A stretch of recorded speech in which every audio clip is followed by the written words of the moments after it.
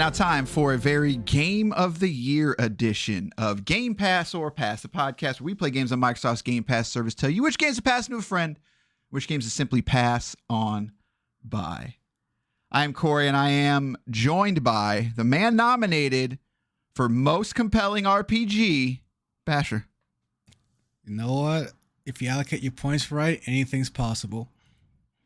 So the question is are you more like a Final Fantasy type or more like a XCOM? I'm not choosing between those two because that'd be a tough choice for me right now. Final Fantasy kind of blows, but it is holds a place in my heart.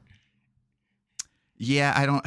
These days, anything that's we'll talk about other games that are new turn-based. I feel like we're on the precipice of a new type of RPGs. You know, that Lost Odyssey style is making a comeback.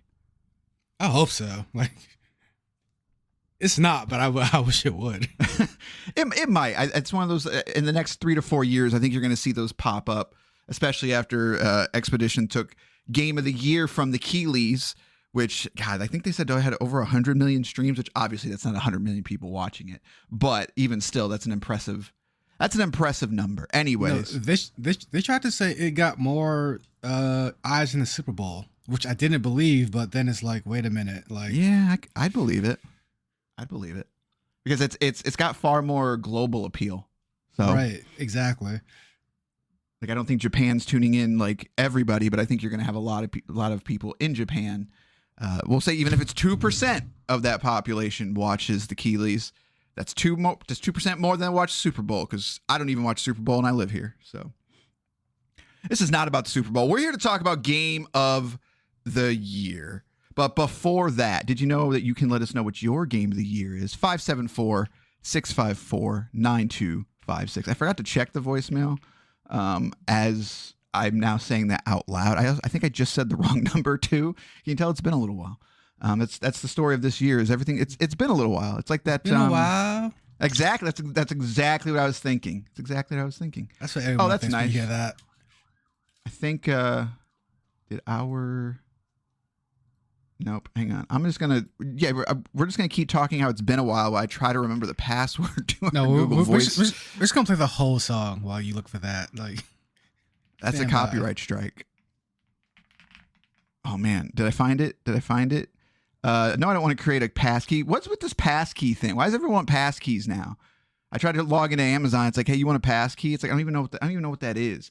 We have 1, 2, 3, 4, 5, 6, 7, 8, 9, 10, 11, 12, 31 spam calls. Okay. All right. Let's take them live on air. Is that good? All right. Anyways, 574-651-9256. You can shoot us a text message or leave us a voicemail if you would like to let us know your Game of the Year. We have State Farm Insurance called us, giving a call regarding a request that you had. Should we call them back? We got a number here. Let's see. 21. No, I'm not going to do that. All right. Game of the Year. We do Game of the Year a little bit differently here because we don't necessarily play games that all came out this year, and we only play stuff that's on Game Pass. So we're going to go over this list of games that we told you to play this year, and we're going to narrow it down to a top game and then a two runners up. We have this debate every year. Is it runner up, two runner up, or two runners up? I think it's just the runners up, right?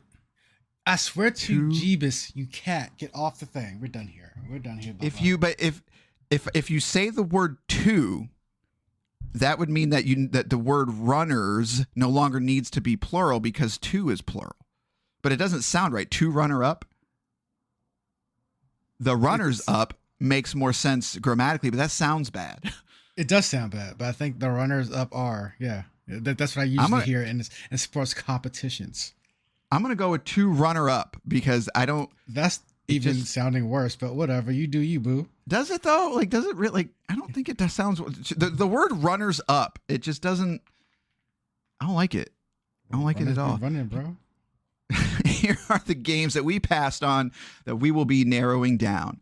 Passed it on. PowerWash Simulator 2, Ballcross Pit, Tony Hawk Pro Skater 3+4, Lost in Random: The Eternal Die, Doom: The Dark Ages, Monster Train 2, Clair Obscur, Expedition 33, Atomfall, Balatro, Mullet Mad Jack, Crash Team Racing Nitro Fueled, Avowed, Ninja Gaiden 2 Black, and that's it. Well, actually, Metal Slug Tactics. I don't remember if we. I think we ended up. God, I don't remember. Did we pass on that? I don't remember saying that's something you should play. Yeah, I'm gonna go very quickly here.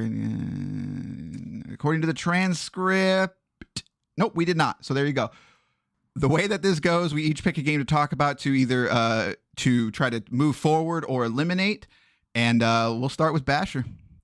You didn't send me the list. Oh, my bad. Now I did. All right, there you go.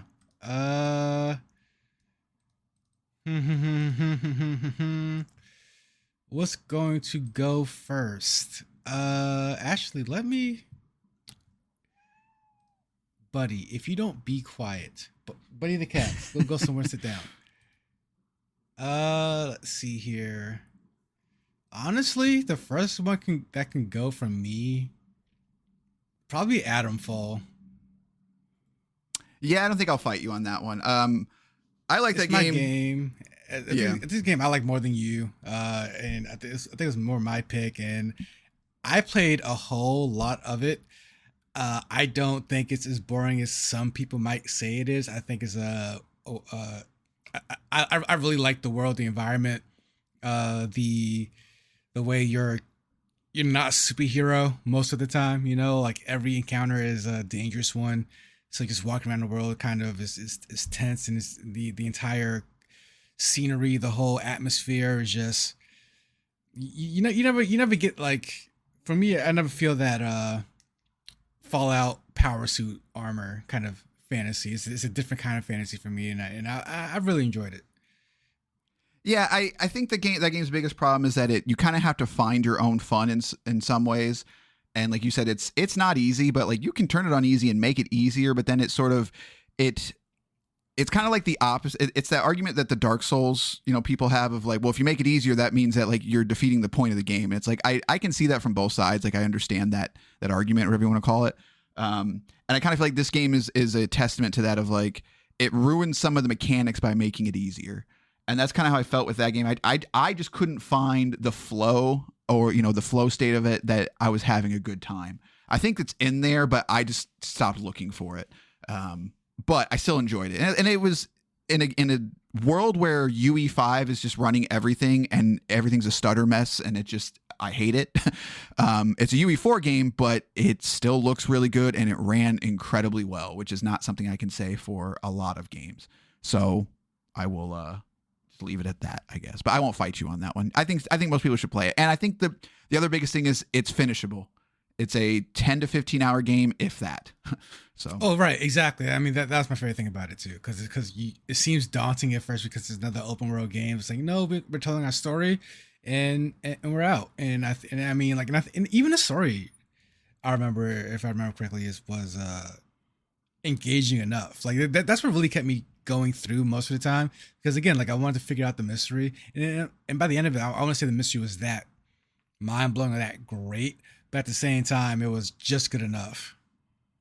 Yeah, I think it starts really strong, but I don't know that it quite sticks the landing.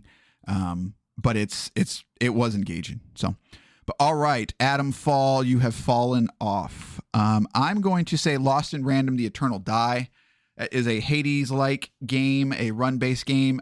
It's good, but it's just not great. That's the best way I can say it. I think it's worth playing if you're into those types of games, but it wasn't very deep. You can kind of see everything that the game has to offer in about 10 hours, which again is nice, but I don't think it ever peaks the way that most higher tier run-based games do. I agree. Yeah. Again, like it's something I enjoyed less than you this time around. Like it was just as you said, I never got to the flow state for that game. I never got to the point where I was just kind of running back to boss easily. Like it wasn't that it was difficult. It was just that there was a way to win in that game. Like at least that's what it felt like to me. Whereas like other runners like that, you kind of create your own path, and you can kind of get whatever sort of combination and make that work. Whereas like uh with Lost and Random, it really felt more like it's like you have to have that certain kit to know you're going to win or not. Yeah, and I think everybody finds that loadout that works for them in these types of games, but for me it just didn't. I did find that, but once I got to the end, like I wasn't upset that like what it took to get there, but I definitely just didn't feel that thing. Like when I go back to town, like I did not find a reason to keep going. I didn't find that Hades moment. I didn't find that of like, okay, this is compelling. It was mainly I just wanted to finish it, which is not bad, but again, there's just stronger games on this list. So I agree. It is your turn. I'm sorry. Lost in Random. You have lost your way from this list. Oh, you have to pause for that one. Okay, cool. Yeah, I've got to pun it up. Yep, absolutely you do. Yep, like because nobody needs a show without that. To everybody that cares about it, which is nobody, you're welcome. I'm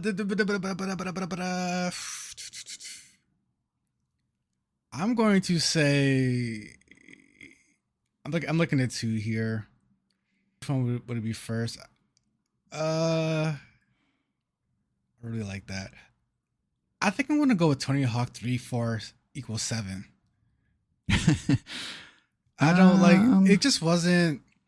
Again, like, and this is coming from I was never a huge Tony Hawk fan. I was never into the game. So like, I can't say like, I didn't get that big nostalgia hit personally. And then on top of that, it was a fine remake. It was a fine redo. It just didn't, in a world where we're making a whole lot of these games, Tony Hawk just was never up there for me personally. Like, I would have much hoped for like a Jet Set Radio type of some like remake or Crazy Taxi remake or one of those just really out there fun classic arcade type games. Tony Hawk just it's a good remake, but I don't think it's a phenomenal one, over the top one. Yeah, I think it was for me, I am not a huge Tony Hawk person. Like, I enjoyed them. Like, they're a staple of my childhood, but mainly just because there were so many of them. You know, it was every Christmas, it's like, hey, someone got the new Tony Hawk, you go and play it, or you go to Blockbuster and you play it, and you had a good time with it. I think everybody has one for them, and that for me was Underground 2. But in particular with this remake, while it looks really good, it plays really good, that 3+4 thing it's still a little weird for me. Like, because the fourth game was sort of the start of those games becoming a little bit more open world and becoming a little bit more, I don't want to say customizable, but like it was a turning point for that franchise. And for them to do this 3+4 and to not make 4 into that and sort of kind of redo how 4 works, it's fine, but I also don't think it was necessary. Like, it ended up being a thing that sort of overshadowed this remake more than anything. Like, because you can't really say like it plays bad. You can't really say like it doesn't look good. No. Yeah, but it's that 1+2, because it was that game from start to back, and it was the way that you remembered it.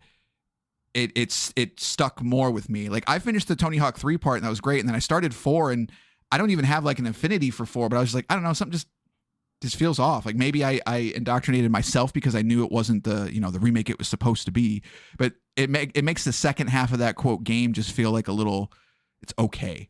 And it kind of holds that entire thing back, which sucks. Like, they really didn't need to do that. You could have made Tony Hawk 3 for $20, and then if Tony Hawk 4 was going to take more time, like, take the time to do it. I don't think anybody was like, oh my God, I can't believe they did Tony Hawk 3 and they didn't put 4 with it. Like, I just don't, what was the point of that, I guess? We'll probably never know, but it seems like maybe the games just weren't that big enough. Like, the game, like, maybe 3 was not big enough for its own, or maybe they felt that way. So just the mash two together. But yeah, like at the end of the day, like, it's a fine remake. I don't like, and if you're a Tony Hawk fan, I feel like you'll enjoy it way more than I did. I have a friend who's really into, like, Tony Hawk is a top like 3 franchise for him, and he really enjoyed it, but he has not gone back and touched it either. And I'm gonna go back. Okay, yeah. Yeah, I'm gonna go with it's because of that 4, because of the way that they handled it. So it sucks. It is what it is. But all right, Tony Hawk, 3 plus 4 does not eat floor. 3 plus 4 does not equal 7. You have officially bailed out. I am going to say Mullet Mad Jack can go. Yeah, that was the other one I was looking at. Yeah. Cool little game. What can I say here? I did not dislike my time with it, but I have no desire to ever play it again. See, I'm different like on that. Like I quite enjoyed it, and I did go back to it a few times. It's great in spurts, you know. It's not one of those sit down and run through it for a couple hours type of thing. Like it's only a few hours long anyway, but it's not one of those games. It's really just kind of like a quick fix, like a bust 20-minute run and I'm good to go. Like you're even less than that for me. Like it's just to get a few cool kills, a few cool combos, and enjoy that overall graphic style, which I genuinely love. Like I really love like just the visuals and the art style in this game, and I wish more teams just took more liberty with that, because what are we playing? Like what are we playing right now? Like me and Corey, the other Corey, are playing this game on Steam that it was released in I think early access, but hold on, I'm just curious what it was. Wayfinder. Oh yeah, sure.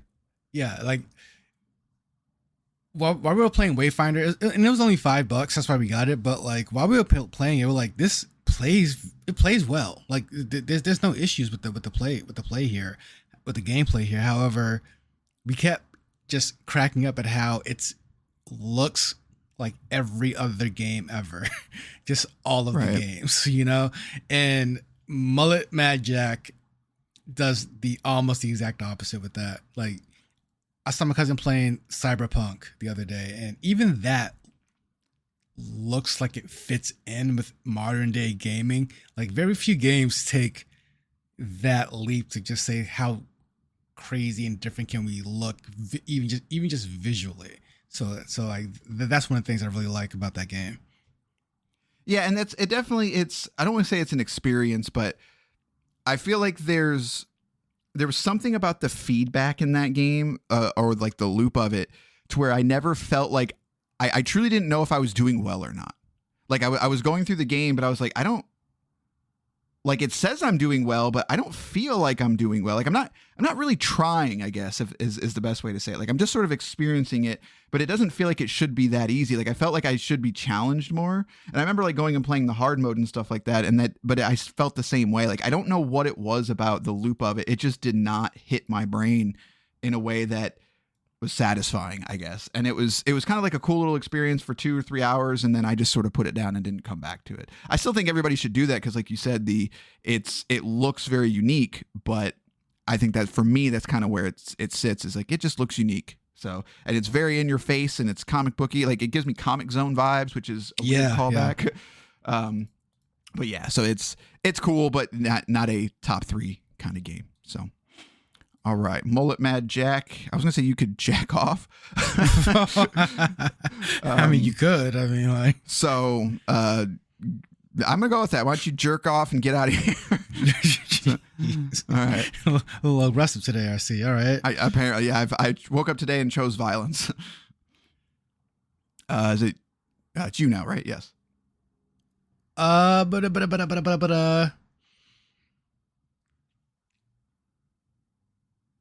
This is when it's supposed to start getting into like just personal preferences. I'm looking at it already. I'm like, oh man, we're already here.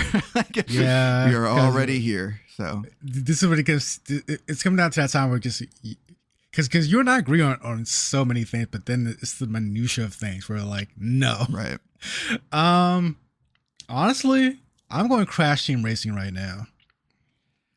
What a really good car racing game, but they should do a car race. Actually, that might work. I'm not gonna lie to you.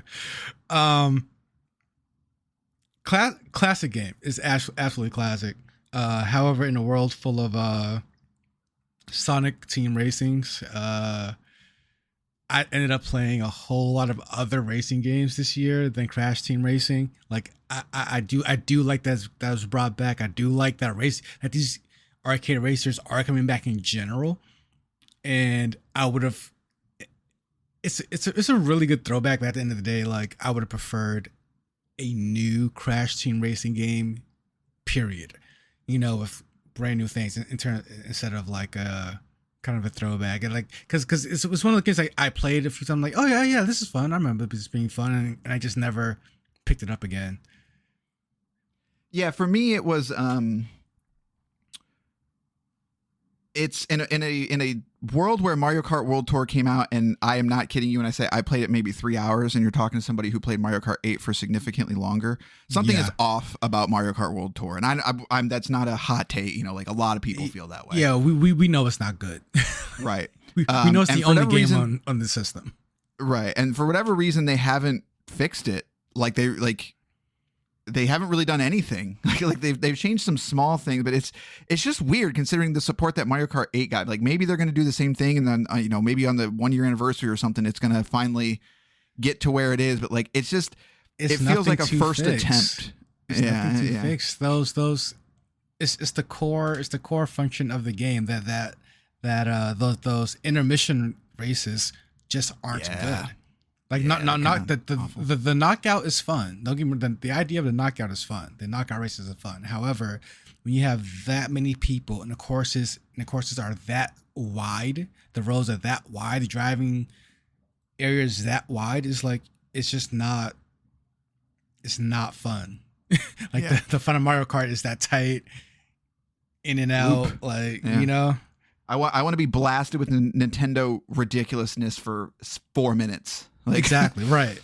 And then do it again. And then, as you said, like in a world where Sonic Racing All-Stars Transform, whatever the heck it is, phenomenal game. Like I love that game. I play that game so good. Day. Yeah, it's so good. And it's the only reason I kept my Xbox Live at the time.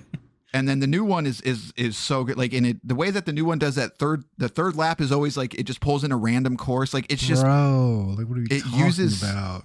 It uses technology in a way that is just so much fun. Like that's the stuff that Nintendo should be doing. This has nothing to do with that. Crash Team Racing sits in between those.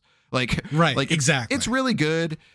It's way better than Mario Kart. And as somebody who's played Mario Kart to death, it's like this is a cool little change up, but also it feels kind of lazy. Like they remade that game in kind of the least common denominator, and it's there. It's good. I played it, but if I'm going to go back and play a kart racer, it's definitely Sonic Transformed. So yeah, I mean, and that's why I was saying, like, Crash Team Racing, like, I see why they did it.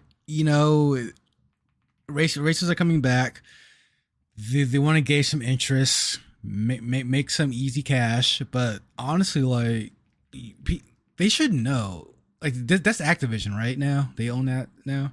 Microsoft, yeah. So like at this point, they should know we like Crash Team Racing. If you said new Crash Team Racing's coming out, we would buy Crash Team Racing.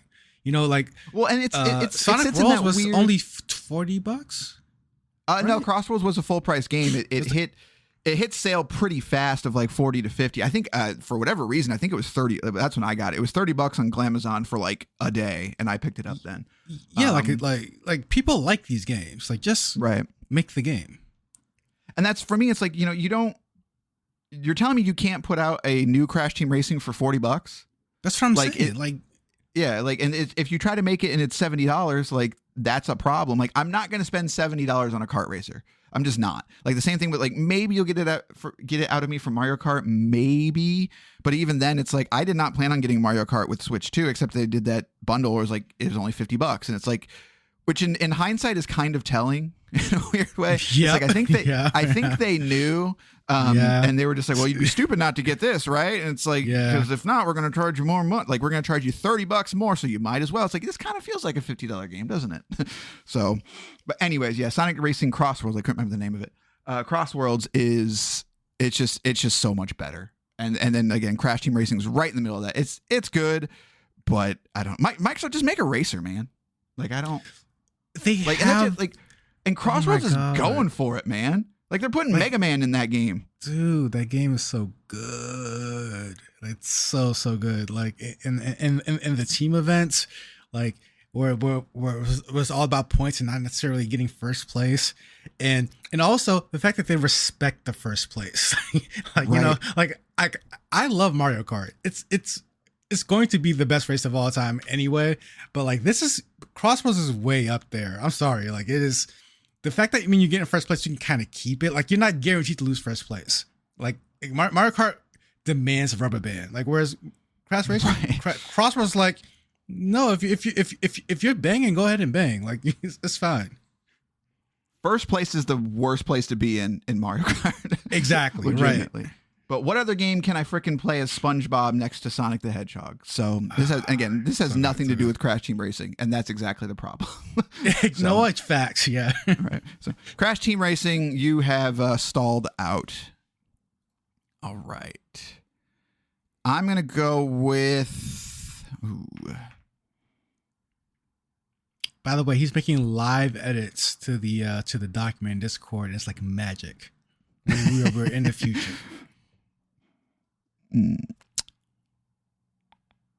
There's two on here that I'm sort of like bouncing back and forth between. I know one of them is. I'm gonna go with Ninja Gaiden 2 Black. Tell me why. I know we have not talked about Ninja Gaiden 4. Like the game a lot. It would not have made the top 3. I can tell you that much. Ninja Gaiden 2 Black is a phenomenal remake of a game that is good, but very much of that time. I like that game a lot until I get to a boss fight. And then as soon as I get to a boss fight, I'm like, oh. Ooh, okay. That's kind of fair. That's kind of fair. Yeah. And so like, it's a great game. Hell, it is a phenomenal game that has some massive missteps and is very much a product of its time.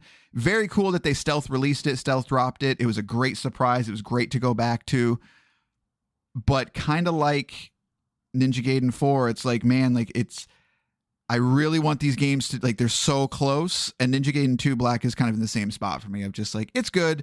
You should probably play it. But at the same time, it's not for everybody. And I don't know if that's a blessing or a curse or a positive or a negative, but it didn't stick with me, you know, like it maybe it just happens to be which one you play for. Like I'm a person that loves Devil May Cry 4. And for some people that's blasphemy, but sometimes it's like whatever Ninja Gaiden you played first is kind of the one for you. So if you played 2 first, like you're gonna be like, well, what are you talking about? But I'm an original person. I played that first Ninja Gaiden and that's the one that I remember. And this one is good, and it's honestly probably even better than that game, but it's not legendary status for me. So I don't have anything really bad to say about it other than like it's cool. It's a cool little thing that they did. That's not a hot take. When the game came out years ago, that was essentially it. Like we were very excited. At least I was very excited for it. I remember loving the game, but again, I love the gameplay aspect of it. Ninja Gaiden is going to be one of those games where I don't think it will ever be a complete game for me. I will always show up for the gameplay, especially the older ones, Ninja Gaiden 2. Like like just the core gameplay is so tight, so punishing, so demanding, and also so respectful. Like it's not unfairly difficult.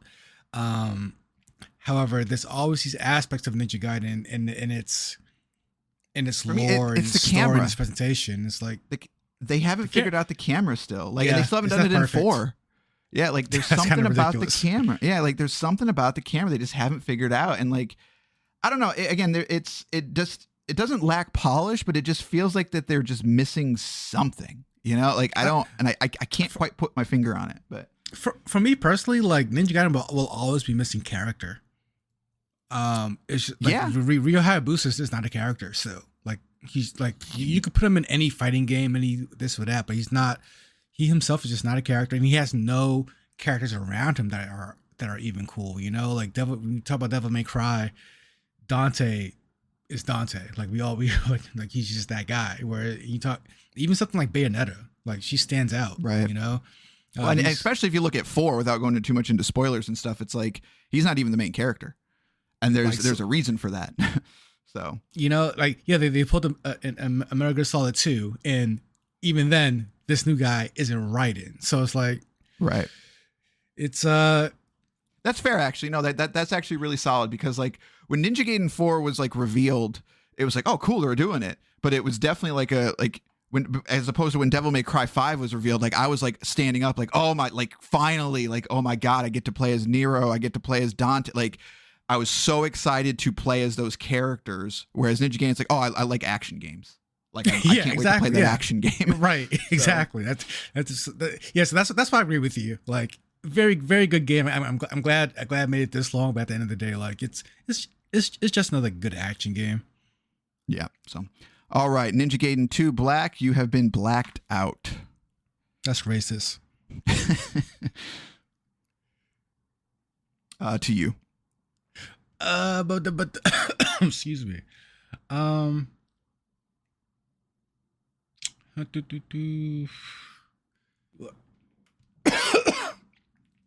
apologize. I made burrito tacos yesterday, and What tacos? Burrito tacos. What, spell that first word? Burrito. I think it's BRRIA taco tacos. And I toasted. Yeah. You have to toast the chiles, the dried chiles, and I did it. I overdid it, and now it's just like in my lungs. Oh, it's a barbacoa. Okay, I like a good barbacoa. It's good stuff. So that's why I'm coughing. So let's not on the list though.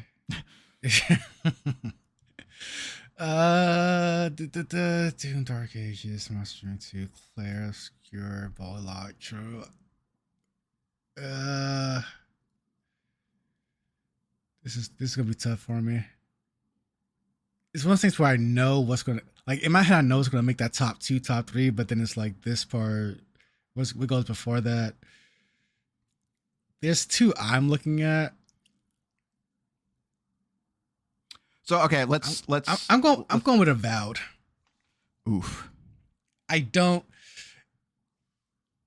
I'm looking at it compared to the rest of the list, right? PowerWash 2, Bollocks Pit, Dune the Dark Ages, Monster Train 2, Clair Obscur, Balatro. All right, so this is what I'll say, and because our list is a little bit shorter this year, I don't think Avowed makes the top 3 after looking at this list. However, as we're eliminating stuff, is Avowed better than Ball Pit? See, that's the thing. Like, I'm gonna stand on business, as the kids say, and say absolutely it is, and I will say why. For me, this was the year of the indies. Like, these AAA studios are putting out games where it's made by this team you know and love. It's inspired by this game you know and love. It's this, and this that you know and love. And these smaller titles like Bollocks Pit, like what was the, like Mega Bonk, like these smaller titles are just taking over. They literally took over gaming for a while. Like, Well, you couldn't go on. They're the new, like, hot. It's not even that they're the new hot thing. It's that everything in the AAA space is becoming derivative to the point to where you can't tell them apart. And even though Ball Pit is a run-based game, it still has its own style. It has its own mechanics, whereas you can't tell Ubisoft games apart from other Ubisoft games. Right. And it does things. Ball Pit does things I don't expect it to do, and it works when I don't expect it to work. Bollocks Pit is a game where it's Brick Breaker. It's Brick Breaker for new people, like for a new age. And once you're done breaking the bricks, you're then building a town. And then each building has properties that help you during the brick breaking process. And you're digging deeper and deeper in the ground to get to these new areas and these new enemies that do new things. Each thing was new and exciting for me with Bollocks Pit. With Avowed, they sold it as this sort of they didn't say it verbatim, but it's like a return to greatness in this style of gameplay. Like, I know you liked Skyrim, I know you liked Fallout, and here's the latest one, here's the newest one, and it's like you're not good enough. Like, there's so many things in that game where it is way too bland, way too undercooked, but it looks really good and it plays really good. Like, they focus so much on improving that Skyrim gameplay, which they absolutely did. They knocked the Skyrim gameplay out of the park. It's probably the best first person action magic based system you're going to play. But everything around that felt extremely flat for me. Right. Yeah.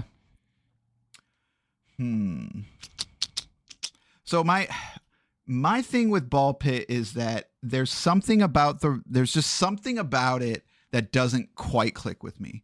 It's one of those games that when I start playing it and then I get back to town and maybe I've actually played this kind of recently, and I think I just didn't quite understand the town mechanic. So it's like, I kind of need to like blow it all up and start over again.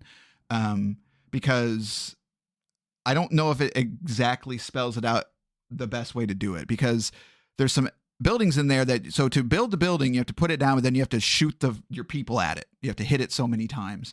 And then you can put someone in there. It's like, hey, you're going to get wheat every day, but then you can kind of put that building off to the side and you never have to touch it again. And so when you're first starting, I don't know that it explained that very well. And so like my setup is just kind of a mess. And so like I spent some time going through it, but then like when I'm done with that part of it, I'm like, I don't know if this adds anything. Like, I really don't know that this town builder part adds anything to it for me, except maybe some frustration, because I don't know that I would play the game differently. Like, I don't ever go back to town and then my game is dramatically better or different. Like, it unlocks some characters sometimes, which is cool, but I guess I don't need the town part of it. So I would agree to an extent, because I do wish that, and this is my complaint with a bunch of games, I do wish the upgrade mechanics that you got from the town building were more exciting. You know, like for me, the most exciting one was you could take 2 characters into the pit with you now. And like I wish there was more exciting things like that, where it dramatically changes the gameplay once you accomplish the building. But I do agree with what you're getting at. And for me, it also, I don't know that the game gets the dual characters is a game changer. Like, don't get me wrong. But I don't know that it ever peaks high. Like I when it comes to Ball Pit, like it's good, but I don't think I can call it great. And I if you asked me, like, you held a gun to my head, like, why? It's just like, it just doesn't. Like I can't put my finger on why it doesn't. It just doesn't for me. And that's, I don't know. It's not a game that I'm going to go back to. I respect that opinion, and what I would say is, I can tell you exactly why. I can give you an hour-long session on why Avowed does not reach the greatness, though, because I know what it's supposed to be. I know what it's trying to be. I know what it's emulating, and I know what in every aspect why it's falling short. Whereas Avowed is a very flawed game. Like, I'm not going to sit here and say that, like, Avowed is, again, I don't think Avowed or Ball Pit makes this top 3. Right. Just which one goes first. Right. And for me, Avowed is a very flawed, but a very, I don't say first attempt, because it's really not.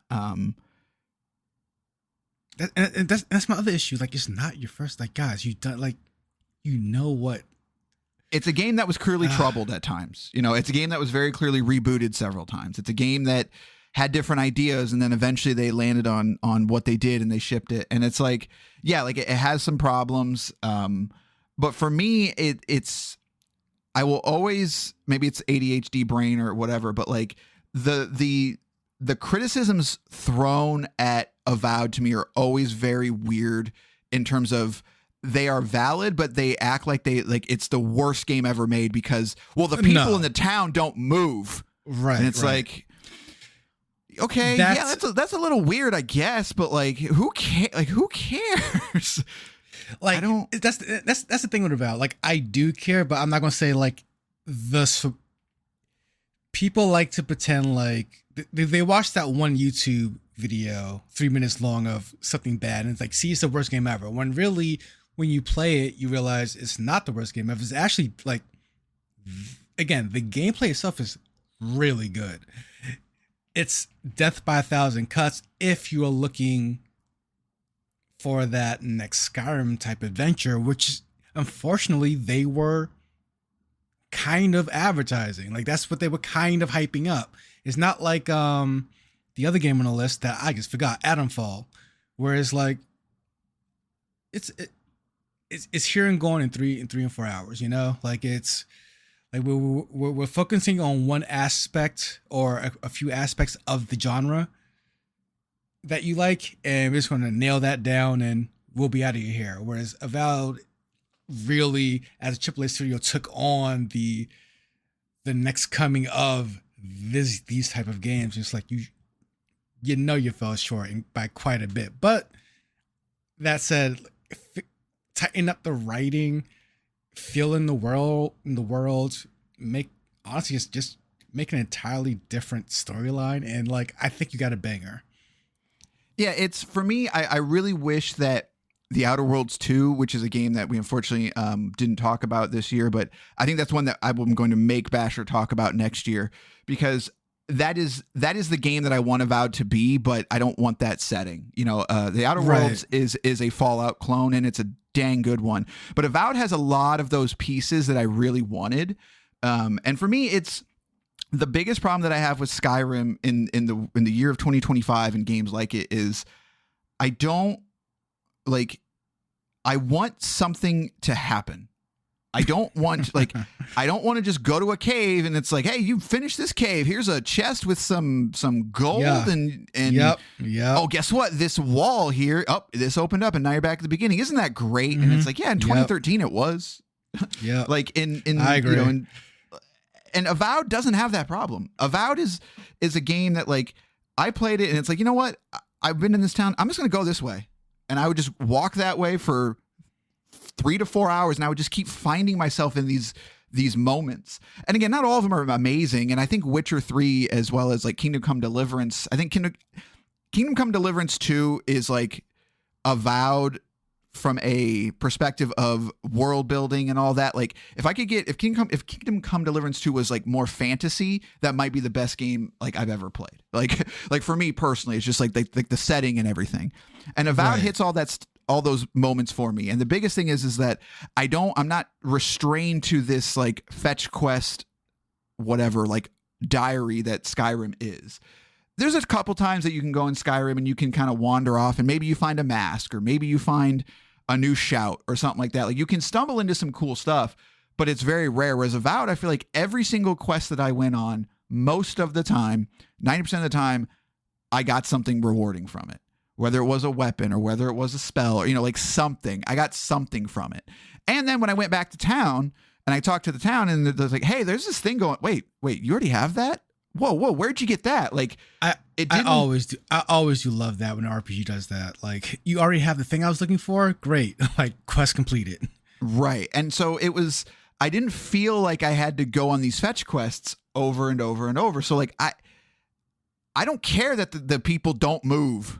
Like, it's like, I just don't care because I'm not going back to the town to sit down and play a board game with somebody. I'm going back to turn in my quests. That's it. That's the only reason I'm going to a town ever. So it's got some problems, but man, the combat system is not the deepest thing ever, but it was so satisfying every time. No, the combat systems I think is where it shines. I think that's why, that's why you like it so much. Cause we're gameplay people first and you're definitely gameplay first. So it's like they asked the question, how do we improve Skyrim's combat? And they nailed it, I think. Whereas, and then they also like to your point, they also nailed a few of the side quests too. Like they're not super memorable, but they're also not go grab something and bring it back to me. So like It's again, like to your point again, like it's not this idea that it's the worst game ever. Like these people blow it out. Like no, like I feel like Avowed is something you should absolutely play, if not probably to completion, because you'll have a lot of fun doing it. But it just falls like for me personally, like I do really get into the whole kind of environment of it all, and I just wish they focus more on that as well. And it's it's definitely not a 10 out of 10. A lot of those issues, I fully understand what people are coming from. It's telling that like the summer update, which I have not looked into, it did add like NPC behaviors. Like I don't think they're like, they don't have like schedules every day, but like it livened up those cities a little bit more. So like clearly it was on their roadmap, but they didn't think it was important. So everybody that had that, or I shouldn't say too important, everybody that had that criticism, like they heard you and they fixed it. But also at the same time, I'm one of those people, it's like, who cares that you fixed it now? Like, I guess when it comes out on the PS6 eventually, or the PS5 eventually, like maybe, and then they have like a new anniversary edition coming out, like, oh, we're adding a new weapon type, and then they're gonna add like, okay, what was it, like certain things in the towns and certain things in the world will change after certain quests, and it's like that's all great, but if it's not in the game when it releases, I don't really care. Like, I'm with you on that, man. I hardly ever go back to a game that I am iffy on because you did an update. Like, I don't know. Maybe it's being hard headed, but I'm just from that era. I bought the game. Here's the game I want to play. Oh, it's not. That's the game I'm going to play, and I'm done. Like, I don't need to go back to it a year later because you figured out something. I mean, I don't think we're alone in that, though, because when you look at the DLC numbers, but as well as like in general for the industry, as well as like something like Elden Ring Night Rain, like Elden Ring blew up. We're talking over 20 million copies of that game sold, and Night Rain's at like what, 3? Like it just doesn't hit the same. Like there's a zeitgeist that you might hit, and it's like I don't think anybody. When Avowed does its anniversary update that has a new game plus and changing appearances and more whatever, blah, blah, blah, more this and more that, maybe when the game releases on PS5, you'll get a second jump, which is actually kind of a smart way to do it, I guess. But as somebody who played the game when it came out, it's just like, I don't care. Like, I finished that game. Like, I just don't. Yeah, especially when you finish it. You're right. Because this is me when, for Cyberpunk. Because I played Cyberpunk when it first launched, like that first month or so. And then it's like, people are like, no, go back to it now. It's so much better now. They fixed it. I'm like, I don't care. Like, I played that game to completion. Like, this new I don't care, man. Like, that should have been day one in this game. Right. And that's even like the extreme version, because like that game they didn't just add new stuff. Like, they completely changed the trees. Like when you log back into that game, it's like, hey, we completely redid this. You have to reassign every single point because the way you did it before literally isn't possible. So it's like they basically rebuilt that game, and like it's like I didn't even finish that game, and I will one day go and play Cyberpunk. I really will. And it's probably going to be significantly better than what it was at launch, like significantly better, not just from a like, oh, it ran like crap, like from a narrative exactly. And just the way the game plays. But to anybody that already played that game and maybe even didn't finish that game, it's just like, unless you only got like 2 hours in, at that point, just restart anyway. It's weird. It's very weird to me that they spend so much of this time on these things. And again, it makes a little bit more sense in the way that this industry is going right now. It's like, hey, we're going to release on this first and then release here later, which is, Sony's mentality of PS5 first, PC, and then Xbox's PC and Xbox first, and then PlayStation, and maybe Switch. Like it makes a little bit more sense because you can get it 90% of the way there. And then the stuff that you really wanted to get, you can't. And I get it. But at the same time, I also don't. Like, this isn't Stardew Valley. That is a game that, I guess for me, the biggest thing is that Stardew Valley adds on to it it's a never ending sort of loop. It's like Animal Crossing. You're just living, you're doing your thing in this world. And when you add stuff to that world that correlates or, can tie into that game you're already playing, that's different. Whereas this is like, hey, there's a new weapon type. And it's like, okay. Like, so what do you want me to do? Like, I finished the game. Like, you want me to start a new game to find this new weapon type? Like, no, I'm not going to do that. So yeah. You're not, they're not making huge, like I don't know, like narrative changes. So I just kind of don't care.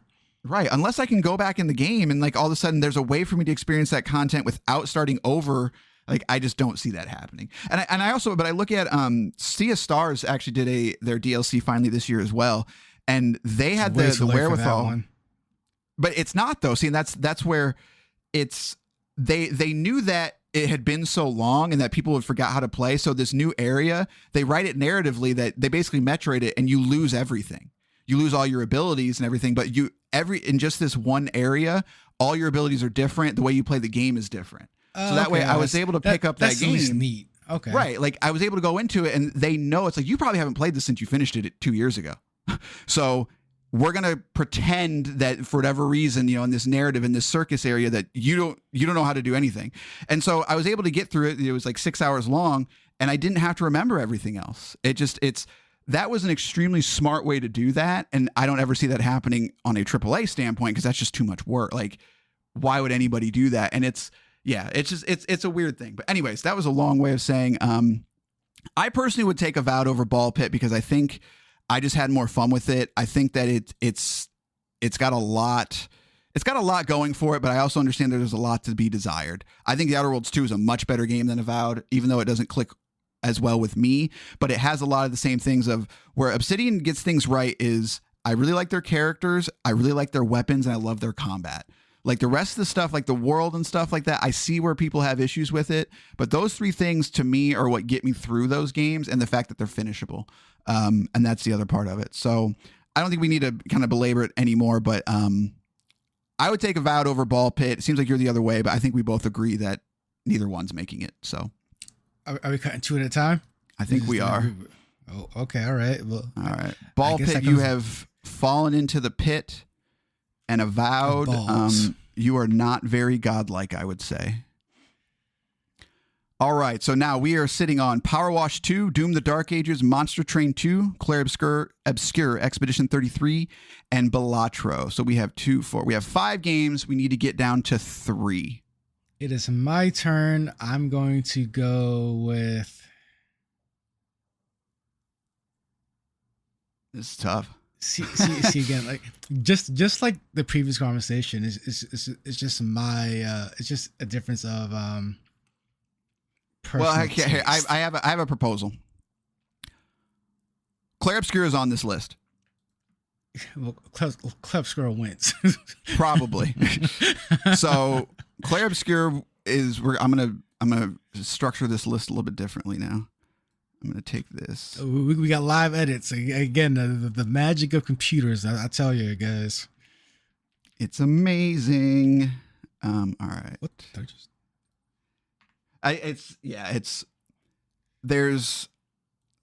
So the question is we really only have 2 spots that can be filled at this point. Because there's no way Clair Obscur is not on this list. I think you could make a run at a game that could beat Clair Obscur for me, I think, but I don't think it's going to happen.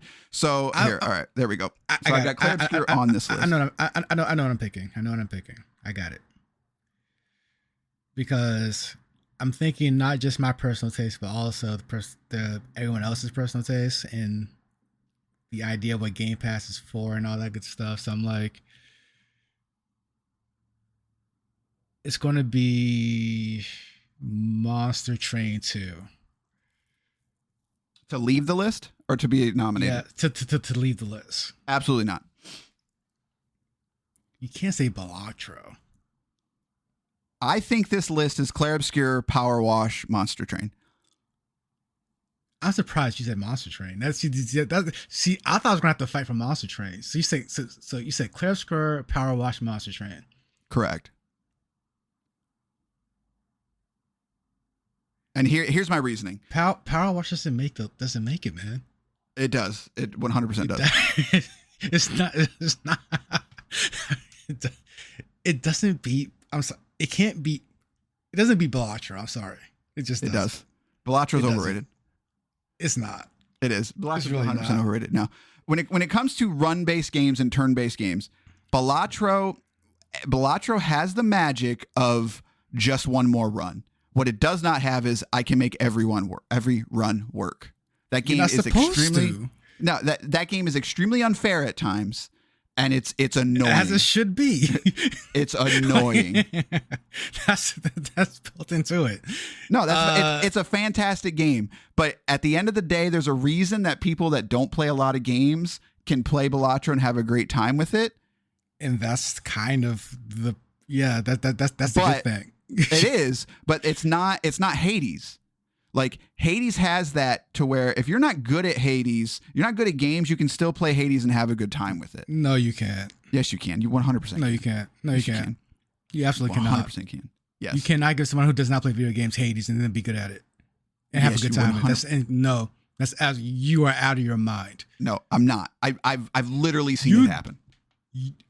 To someone who's played games before and is familiar with games, you don't get someone a controller and say, "Here, play this game." I mean, no, I'm not saying like somebody that can pick up an iPhone can pick up Hades. I'm saying that you can give it to somebody who's played action games before. Yeah. No, I think you could give it to somebody like I guess that's such a term like of an action game. You can give somebody that's ever picked up a controller Hades and they can understand it, have a good time with it, and understand its magic. No, it's going to take them a lot longer to get there. I'm not saying like they're going to pick it up forever.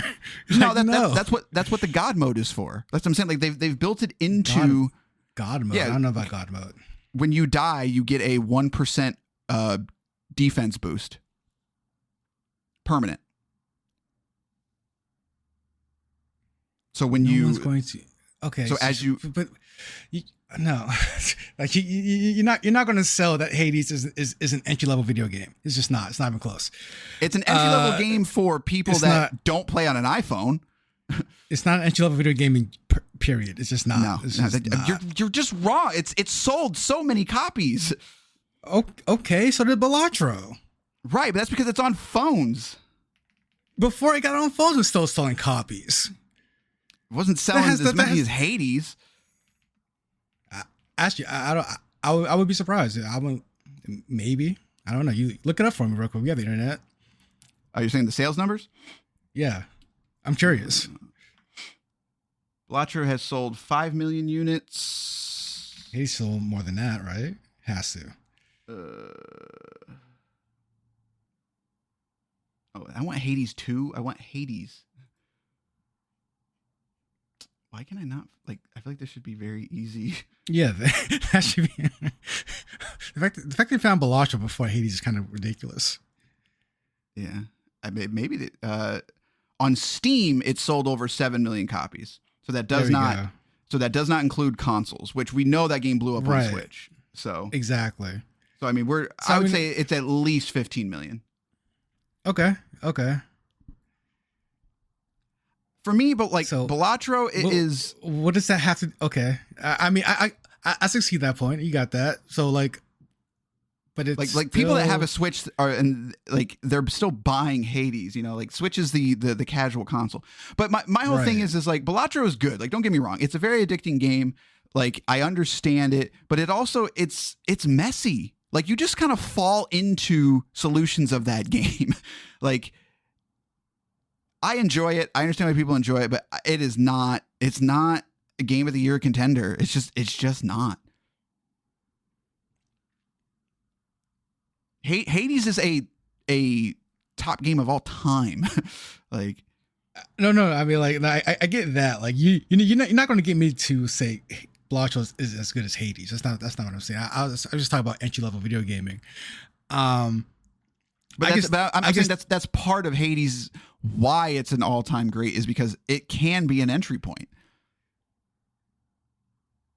It can. I don't know. I kind of doubt that, but I mean, I don't know who's buying it. But again, like, the numbers don't lie. So what can I say? But I mean, that being said, I just don't. So the reason I say all that is the reason PowerWash is just more PowerWash. Yes, it is, but it doesn't do enough for a sequel to be Game of the Year contender. I'm sorry, it just doesn't. It's just more PowerWash. Right, but more pizzas is a good thing. Like, I'm not gonna be upset if someone's like, "You want some more pizza?" Like, yeah. I was like, "Oh, I had pizza. I don't want any more." No. The reason. Okay, so I'm gonna approach this a little bit differently. So the reason why I don't think Doom: The Dark Ages makes this list. I don't think it does either. But Yeah, I mean, it is a good Doom game. It is nowhere near the level of Doom and Doom Eternal. It's just not. It is a game that is they had a lot of good ideas. I respect that team. I respect the hell out of that team for doing something different for each game. 2016 was a game that should not have been as good as it was. It hit at the right time. It had the right people making it. It had a loop that was good. And Doom Eternal to this day, in my opinion, is top 10 video game of all time in just terms of design, in terms of goals. Like, if I was making a list of my top 10 games of all time, it might not be on there, but from a critical standpoint of what it does in terms of games, like it doesn't have the impact that Doom original had or Mario has. Like if you're talking about games for impact, it doesn't make that list, but a mechanically driven first person shooter, there's nothing like it. It is absolutely incredible. From a visual standpoint too, the HDR presentation of that game is insane. Doom: The Dark Ages is a game that doesn't know how to be it doesn't know if it wants to be a hardcore game like Doom Eternal or it wants to be a more pick up and play like Doom 2016. It tried to sort of find that middle ground, and they did this thing where it's like, hey, we're going to make it as difficult or as fun as you want. Like you can increase the speed, you can decrease the speed, you can make the enemies do this, you can have it's like, brother, do that. I'm sorry. Just make I understand. I understand the philosophy behind that, but I should not have to tweak a game to find the fun. And I understand that some people enjoy that, but I'm not one of them, and I don't think a majority of people are. I don't think people that you want to say, hey, I've never really played Doom before, I heard this one's good. Like at the same time, I know people that played Doom 2016 and Eternal, and some people that love 16 and hated Eternal really liked the Dark Ages, and vice versa. People that loved Eternal said Doom: The Dark Ages is a huge letdown because it's not Doom Eternal. It's like those are different arguments. Like I understand all that, but at the end of the day, Doom: The Dark Ages is an 8 out of 10. Like it's got enough. Like the story is super atrocious. Solid. Yes, it is atrocious. Like the story of that game is straight bad, and I don't know. I need to write some emails, some very I need to talk to Marty Stratton or somebody or Hugo Martin and be like, look, guys, I need you to hear me. Nobody gives a flying F about the story in Doom. Like I said this to you, I'm having the same argument to you during I think the last review of the last Doom games. Like we just don't care. I came here to shoot things and chew bubblegum, guys. No, and I'm with you there. It's like to me that was ultimately what I think held that game back. It's nobody cares, but maybe I need to rephrase that. Nobody cares about the lore about Doom Eternal, about Doom. Like you can have a story, and this is what I don't get is 2016 did it well. 2016, like their story was there, and you didn't need to be paying attention to it. And it had a comedic factor to it. It had the RoboCop to it, and then at some point with Eternal, like they just were like, we're gonna take that. Like we're making a Doom world. It's like, it's the John Wick thing. The more you show me about John Wick, the less cool he becomes. Like the coolest thing about freaking Doom: The Dark Ages is that at some point he's like a freaking weapon, and they shoot him in. Like they literally like laser blast him into the planet, and when he shows up, it's like, oh geez, like it's an Avengers type moment of like, oh my God. But then they literally have an Avengers moment to where it's like, this is the Doom world and everybody fighting, and oh my God, there's these portals opening and these ships are coming out, and it's like, what? I just want to. Yeah. It's a Halo effect. Yeah. They took themselves they took themselves seriously. It's like, don't do that. It's awful. It's awful. Stop it. Just stop it. And also the game's it's fun. The shield mechanic's fun. There is a 10 out of 10 game in Doom: The Dark Ages, but it is hidden behind everything else. And we will never see it. Maybe the DLC will be really good. I mean, Doom, the Ancient Gods is a phenomenal little 6-hour, just amazing experience. Maybe Doom: The Dark Ages will get there because I totally feel that they have something really special with the parrying and the enemy types and all that. But it's the game that shipped of Doom: The Dark Ages is just a 8 out of 10. And that's the best it's ever going to be. Looks amazing though, too. I will say, in terms of games that run well, that game looks phenomenal. and it will make your computer melt in the best ways possible. So here's the thing, man. I agree with literally everything you said about Doom the Dark Ages being a very good sequel to another very good game in a line of very good games, but being ultimately, due to a lot of factors, just kind of being more of the same and also lacking in some areas, also just being worse in some areas, but overall just kind of like, I appreciate you doing something different. It's trying to do something, but it's just another sequel. Right. The problem is Doom Eternal exists. That's that game's biggest problem. I will apply all of that same arguments to why PowerWash 2 is not a top 3 game this year. The soap mechanic in PowerWash 2 is better than anything in Doom the Dark Ages. I'm not kidding. I'm not kidding. That shield's pretty cool sometimes. I mean, I don't know. That shield is cool. I love throwing it. I love hitting stuff with it. I love when I hit the ground in Doom Eternal, like my freaking subwoofer shakes my house. I love it. Absolutely love it. Soap mechanics better. The sound design is great. The sound design is incredible sound design. Soap mechanics better. I mean, listen. Say what you will. I think that's why those two games. But then again, you also look, and again, for me, that third spot is between PowerWash 2 and Balatro. I will give it to you to take either way you want to on that. I just think the two of those games are essentially the same spot for me. PowerWash 2, again, I'd rather play Balatro.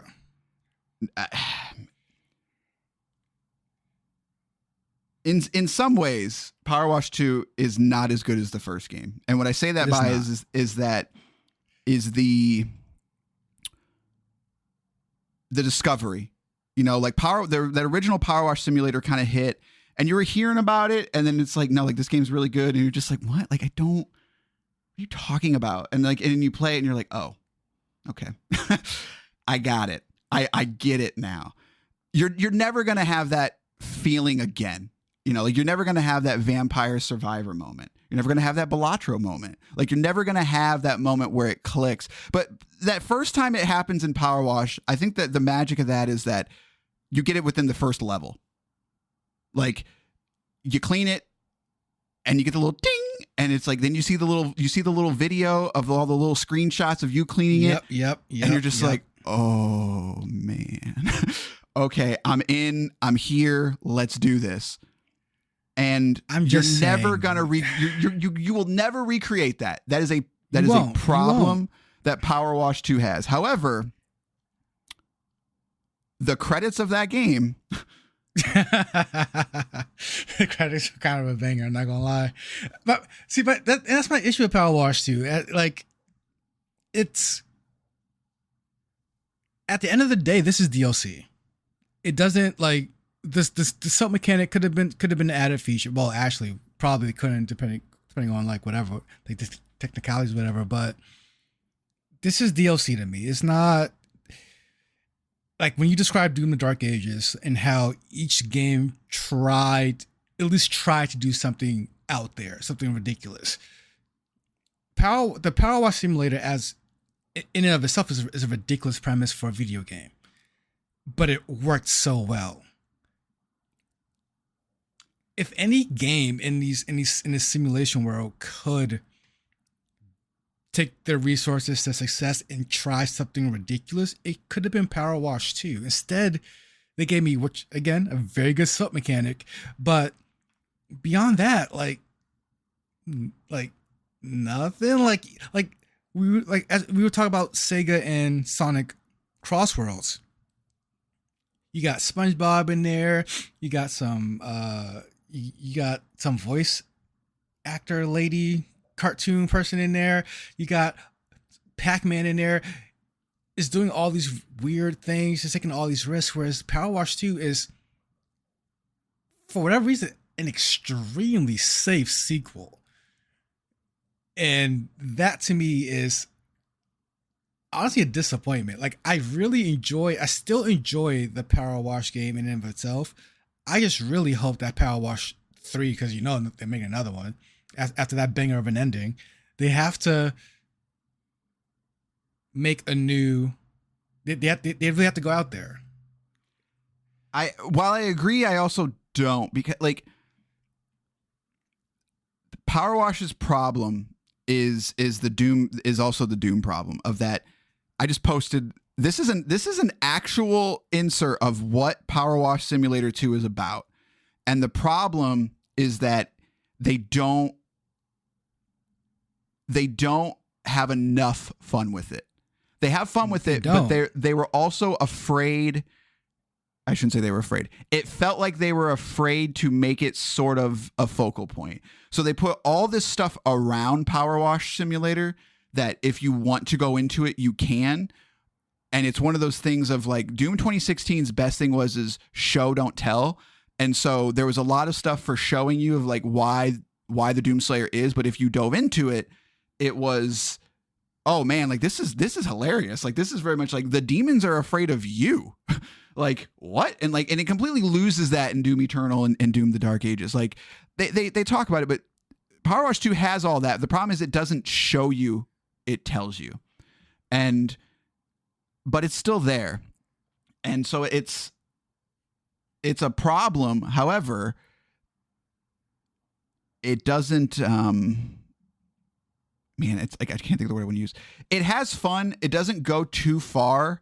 And I think you could argue that it needs to, but at the same time, I don't know if it does. Like we won't know until that happens, right? I mean, they did do the DLC, like they did the SpongeBob and the Shrek and the Back to the Future and all that, and all that's cool, but I don't know that I need that in PowerWash. Like I really don't, and it's tough. As of this, I definitely do. I need some kind of switch up, some kind of something. Like I can't wash a farm truck again. I can't like it's like even like the, hey, you got your own place now. You put furniture in it. Like here's your furniture. Here's your couch that costs $1 million. Oh, and by the way, you have to clean it before you put it inside your place. It's like you're taking the power wash thing to like in the wrong direction. Like it needs to be more. I shouldn't be paying for things to wash to put inside my home. I should be washing things while, I don't know, like take it up a notch is all I'm saying. Like, if anyone can do it, it could be them. So, I mean, that's just my opinion after playing a bunch of hours, and I'm just kind of like, it's a sequel. Right. And I hear you, but it's the reason why I say that is I'm looking at this list and I want to judge everything on this list of what is there and not what we want to be there. And so when I look at that, PowerWash 2 has everything that I wanted it to be in terms of a sequel to the first game. Now I look at the Starfield thing of Starfield's biggest thing is the same problem that I hate, is that it's like, how is there not a Doom planet? Like, how is it that you own all these IPs, you're part of Microsoft, you have access to all this stuff, you have space, the literal canvas to do anything you want, and you didn't do anything with it? Like, that's a valid argument against Starfield. However, that's what I want from it. As somebody who maybe watches Star Trek, maybe they don't want that. Maybe they think that's dumb. So like, I'm only going to judge it based upon what is there. And what's there is, I think at the end of the day, is a very mid RPG. Like the mechanics are still there. I look at PowerWash 2 and when I look at it, I still see a very addicting and honestly very like touching moments of that game at times. And at the end of the day, like I want more from it, but that's also a compliment to it. Whereas I look at something like Starfield and even Doom the Dark Ages, and it's like, you got something here, but like, you kind of already did it better somewhere else. I don't know that I need this anymore. Like, so I'll still play whatever you send out next because Doom is my favorite IP, but I have to judge on what's there and not what I wish it was, I guess. And that's the same reason why I look at Balatro, and it's just like, I don't know, man. Like it's got some jokers and it's got some challenges, and kind of the same thing from hour 1 to 2000. It's just meh. Yeah, I mean, I genuinely love me some Balatro. I play Balatro like you said. It's on my phone right now. I play Balatro on the train. I play Balatro on the bus. Like it is a really good just kind of pop in, see how high. It's a score attack game. You're just doing your best every run. It's the least. But that's it. Score attacks are fun. Like right, but like you want to put Space Invaders on this list? Like I don't. If they update it, I'm down. So I guess for me, more without being so pedantic is, what's the magic of Balatro? I don't know that there is. Like I can't find the magic of that game. I don't, other than the addicting nature of challenge. Like it doesn't have any heart the way that like a Vampire Survivors does. You're not wrong in the sense that it doesn't have that, but at the same time, it doesn't. Like, I mean, it doesn't need that. Like again, like it's like not every game needs to pull you into its world. Like it's like most games just I want to play this while I'm pooping. I'm not I guess that's not really what I'm, but for it to be a game of the year contender, I think it has to do more than that. It does. I don't think it does. Just I really don't. As long as it's fun and people having a great time with it, like I don't see. But like, do you have any memories from Balatro? Because I sure don't.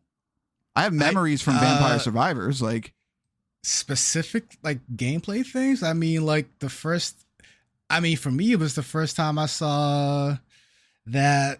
I think it was the third like boss character or whatever, or boss blind, whatever. And it was like, because it starts off saying, hey, beat this guy by 200 points, beat this guy by 400 points. Then it's like, beat this guy by 5,000 points. I'm like, how am I getting 5,000 points?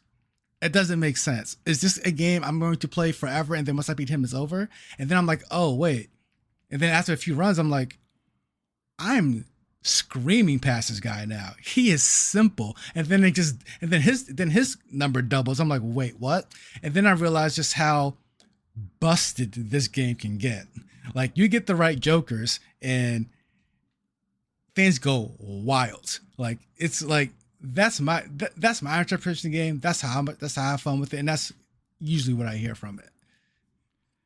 I'm not debating any of that, but that does not. If you don't like it, you don't like it. I'm not trying to convince you to like it. I'm just saying it is well loved.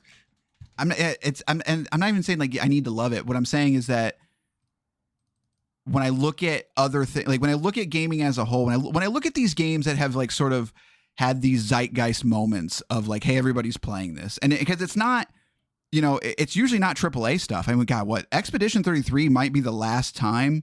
Like, when was the last time a AAA game had the same zeitgeist as like a Vampire Survivors or a Balatro? I guess it might have been Elden Ring. Like, when you look at the zeitgeist games, the games that change things, Hades, Clair, Obscur, like these games that just took off. I don't think Balatro belongs in that list, but I feel like people try to talk about it like it does.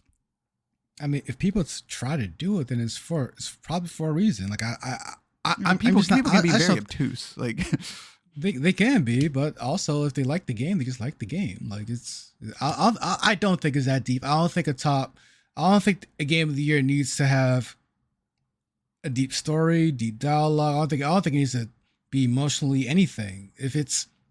If you can pick it up, play it, have fun with it, even if your brain's completely off, as long as you're having that much fun with it, then I don't think it matters. It's like any other thing. It's like movies or TV. Like there's different genres within all of it. So right, but those are not. It's not the same thing. Like a genre has.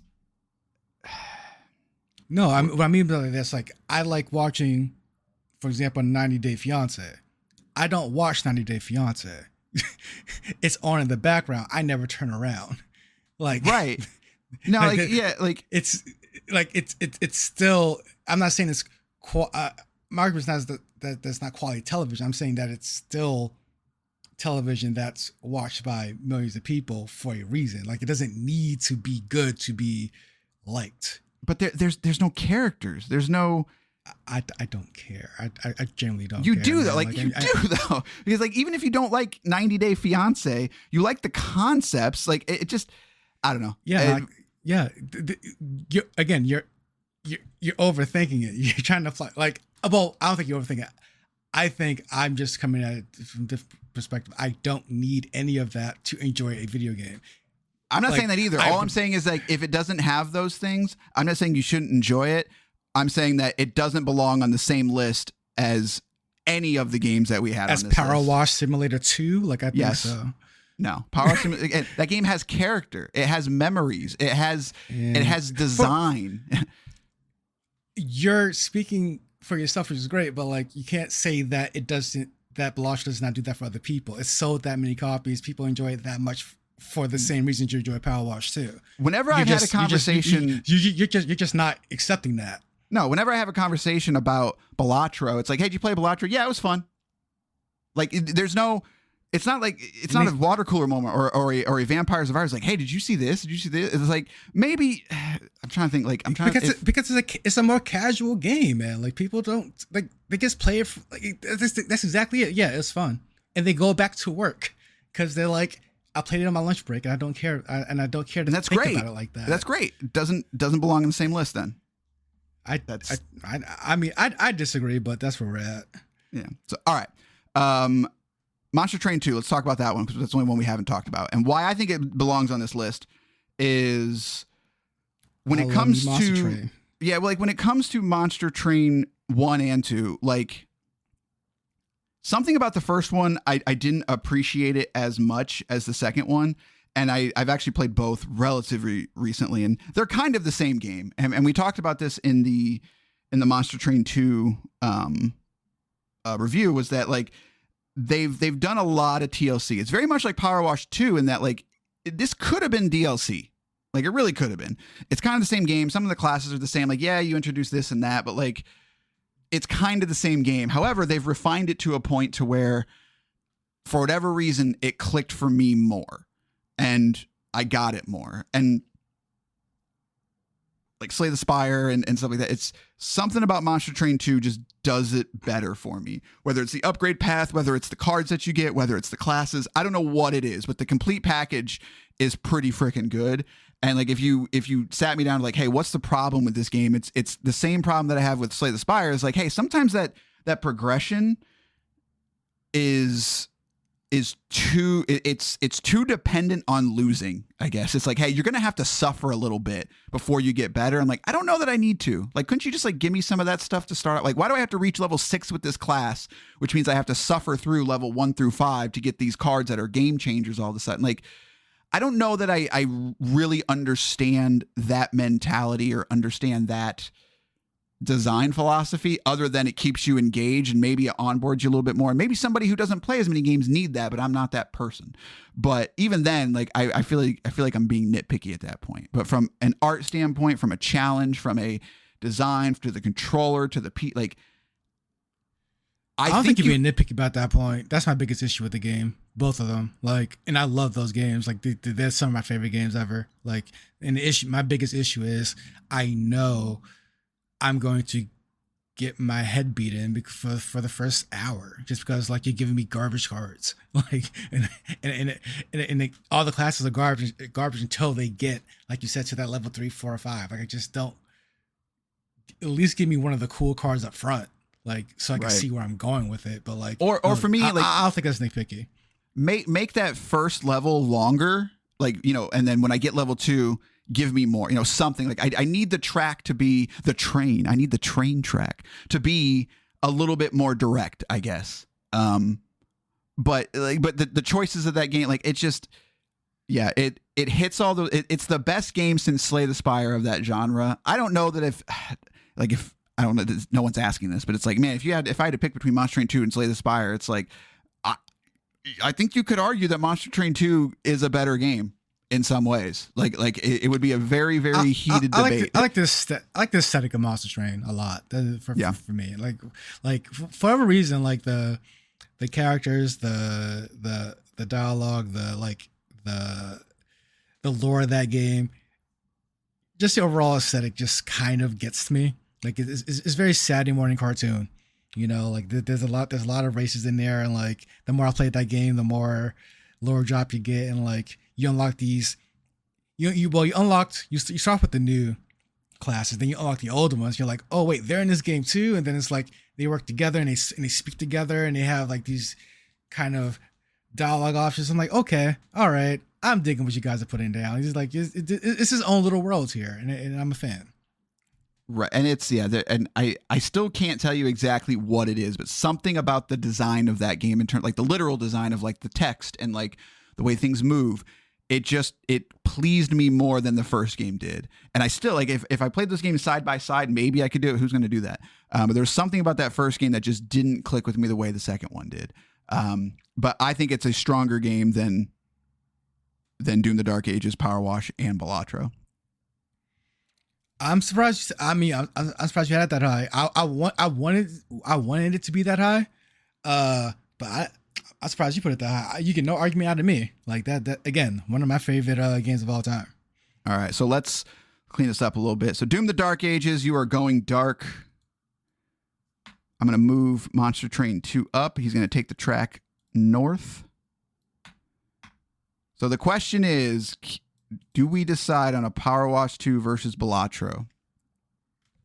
I don't know. You feel way more passionate about the idea of a video game being like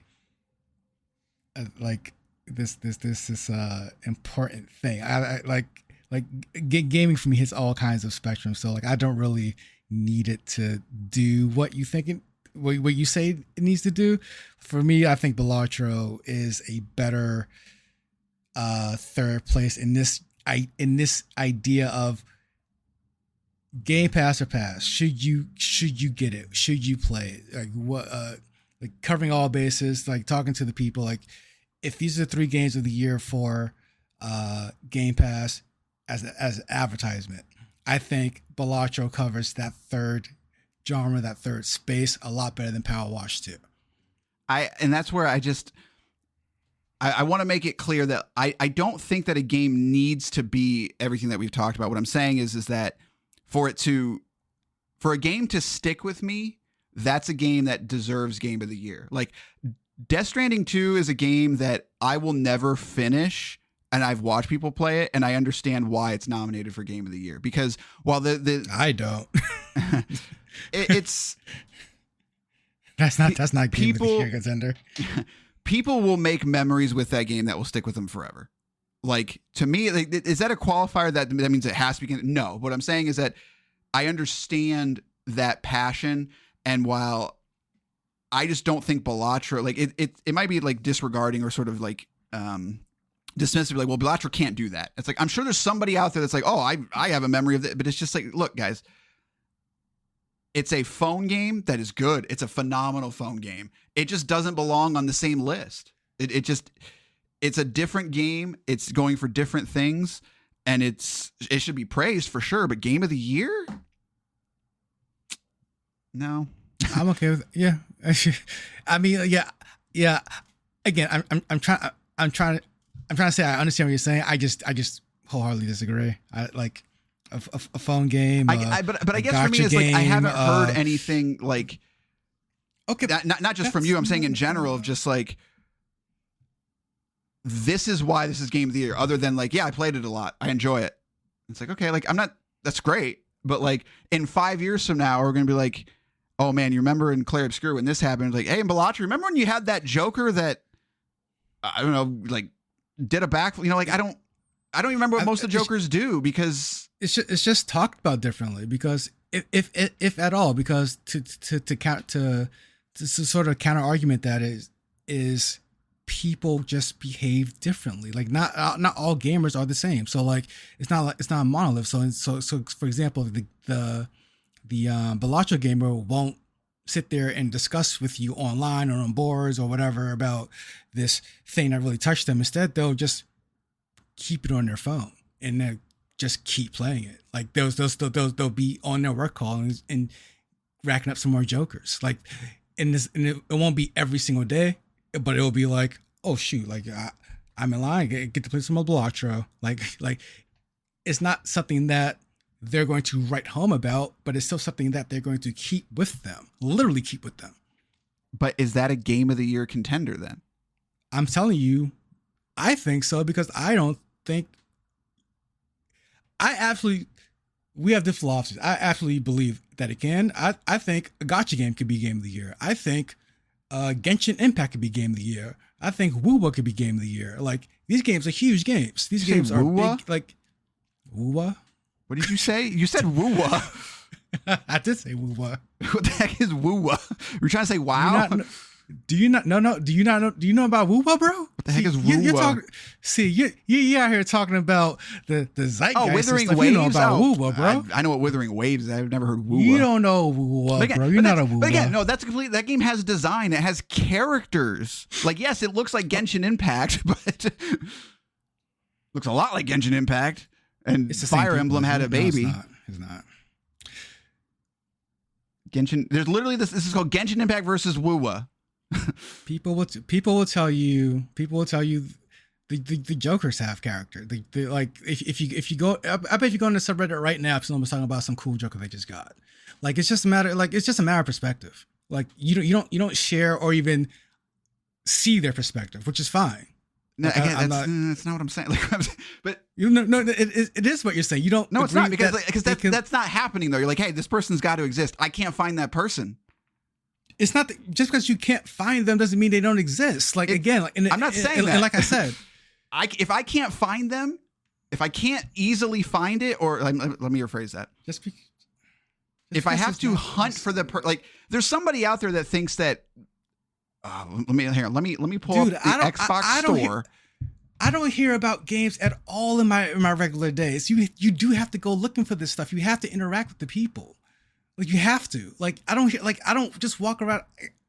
There's somebody on the internet that can tell me that BioWeaver is an all-time favorite game of theirs.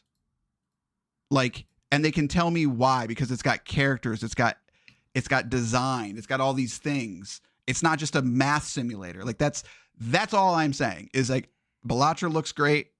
I had a ton of fun with it. I put a ton of time into it.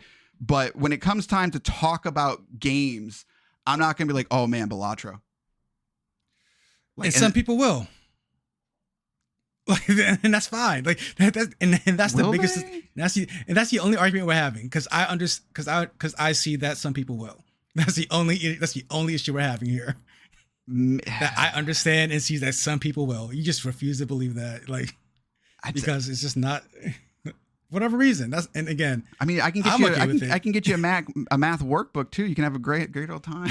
You can listen. Like, I used to play that. I used to play that little math. That little math game that came on like old PCs back in the day with some city like Turbo Math. Like, but hey, Turbo Math has some characters. It's got cars. Turbo Math. Turbo Math was like called Turbo. No, what's the Turbo Math with the little monster creature? No. I think it's something else. It might have been Number Muncher. I'm not gonna lie to you. Number Muncher, yeah. But again, I don't think everyone was saying Number Muncher was game of the year. Like, that's all I'm saying. I don't want to deny Balatro its flowers of, like, hey, you guys made something really cool. You put a lot of heart into it. You had fun with it. But it's the bare definite. Like, at that point, why don't we let's just talk about Candy Crush at this point. Like, is that game of the year? Game of the game. Candy Crush was probably a game of the year at one point. That was a huge game. But again, that's the way I look at it. Like, a game doesn't need to have what you're saying to be the biggest game of the year.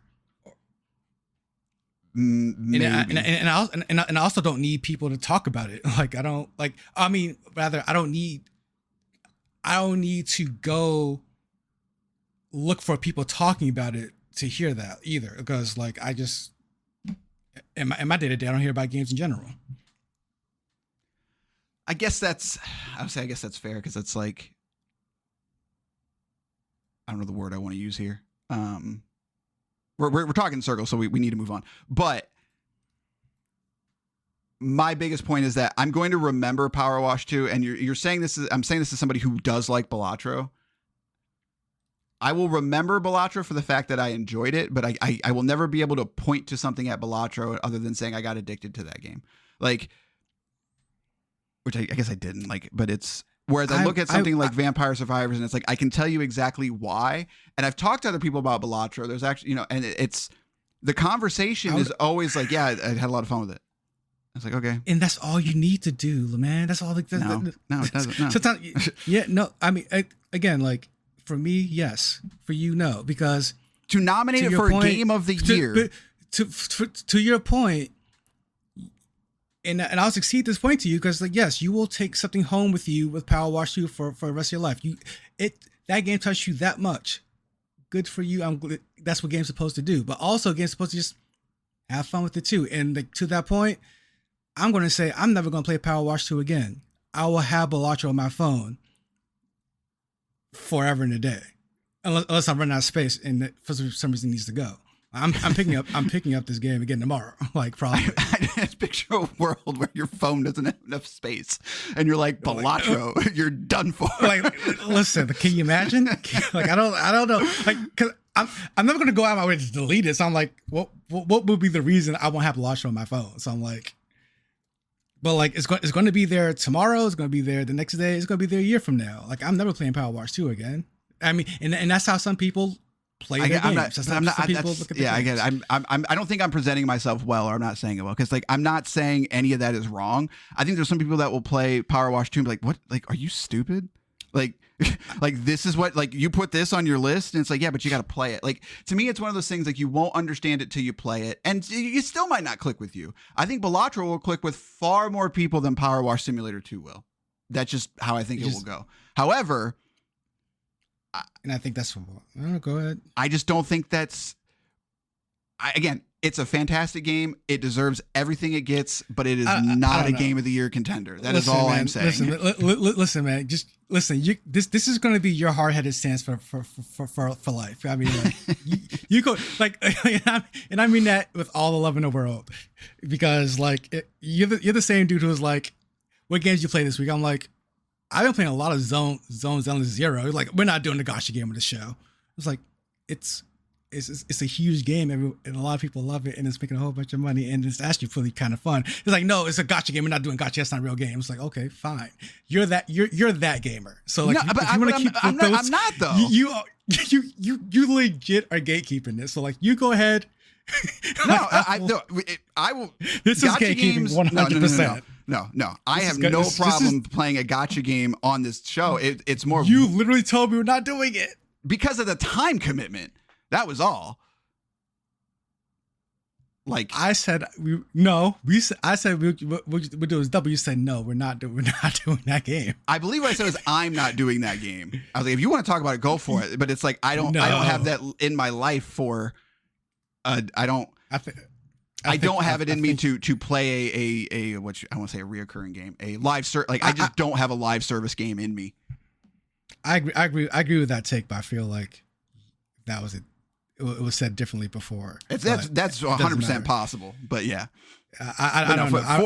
For the record, yeah, no, like I will somewhat agree with you and be like, I don't think gacha games I've never played one myself that has been like, okay, no, like, I can understand the addiction, but I've never played one to where, like, Final Fantasy 14 gets talked about this a lot, and I tried playing Final Fantasy 14, and it's like, yeah, but you got to play it for 100 hours before it gets good, and that's literally what you have to do with that game, because that game is gatekeeped in a way that's like, hey, you got to get to this expansion before it gets good, and I'm like, oh my god, like, I'm not doing that. Like, I'm not playing a game for 100 hours before it gets good, because then to me that's the sign of a game that they need to, like, it's Destiny. Destiny, there's an amazing game in Destiny somewhere. However, it gets in its own way for the sake of monetization and for design, of like, hey, we've got to keep you on this treadmill. It's like, how about you just make a good game? Like, how about that? But no, like, I don't think this is the same sort of scenario, I guess. But yeah. I mean, yeah, I guess it is what it is. I guess nobody cares about third place anyway. So for the sake, we can do whatever the hell we want. So I'm going to do this PowerWash 2. Yeah, I mean, no, I agree. I think we should. Here's why PowerWash 2 should be number 3, because of everything you said personally about it, I don't personally, if Balatro, again, if I woke up, Balatro was not on my phone, I'm not going to lose sleep. If you woke up and PowerWash 2 was not in your Steam library, your Game Pass library, you would go, what the heck?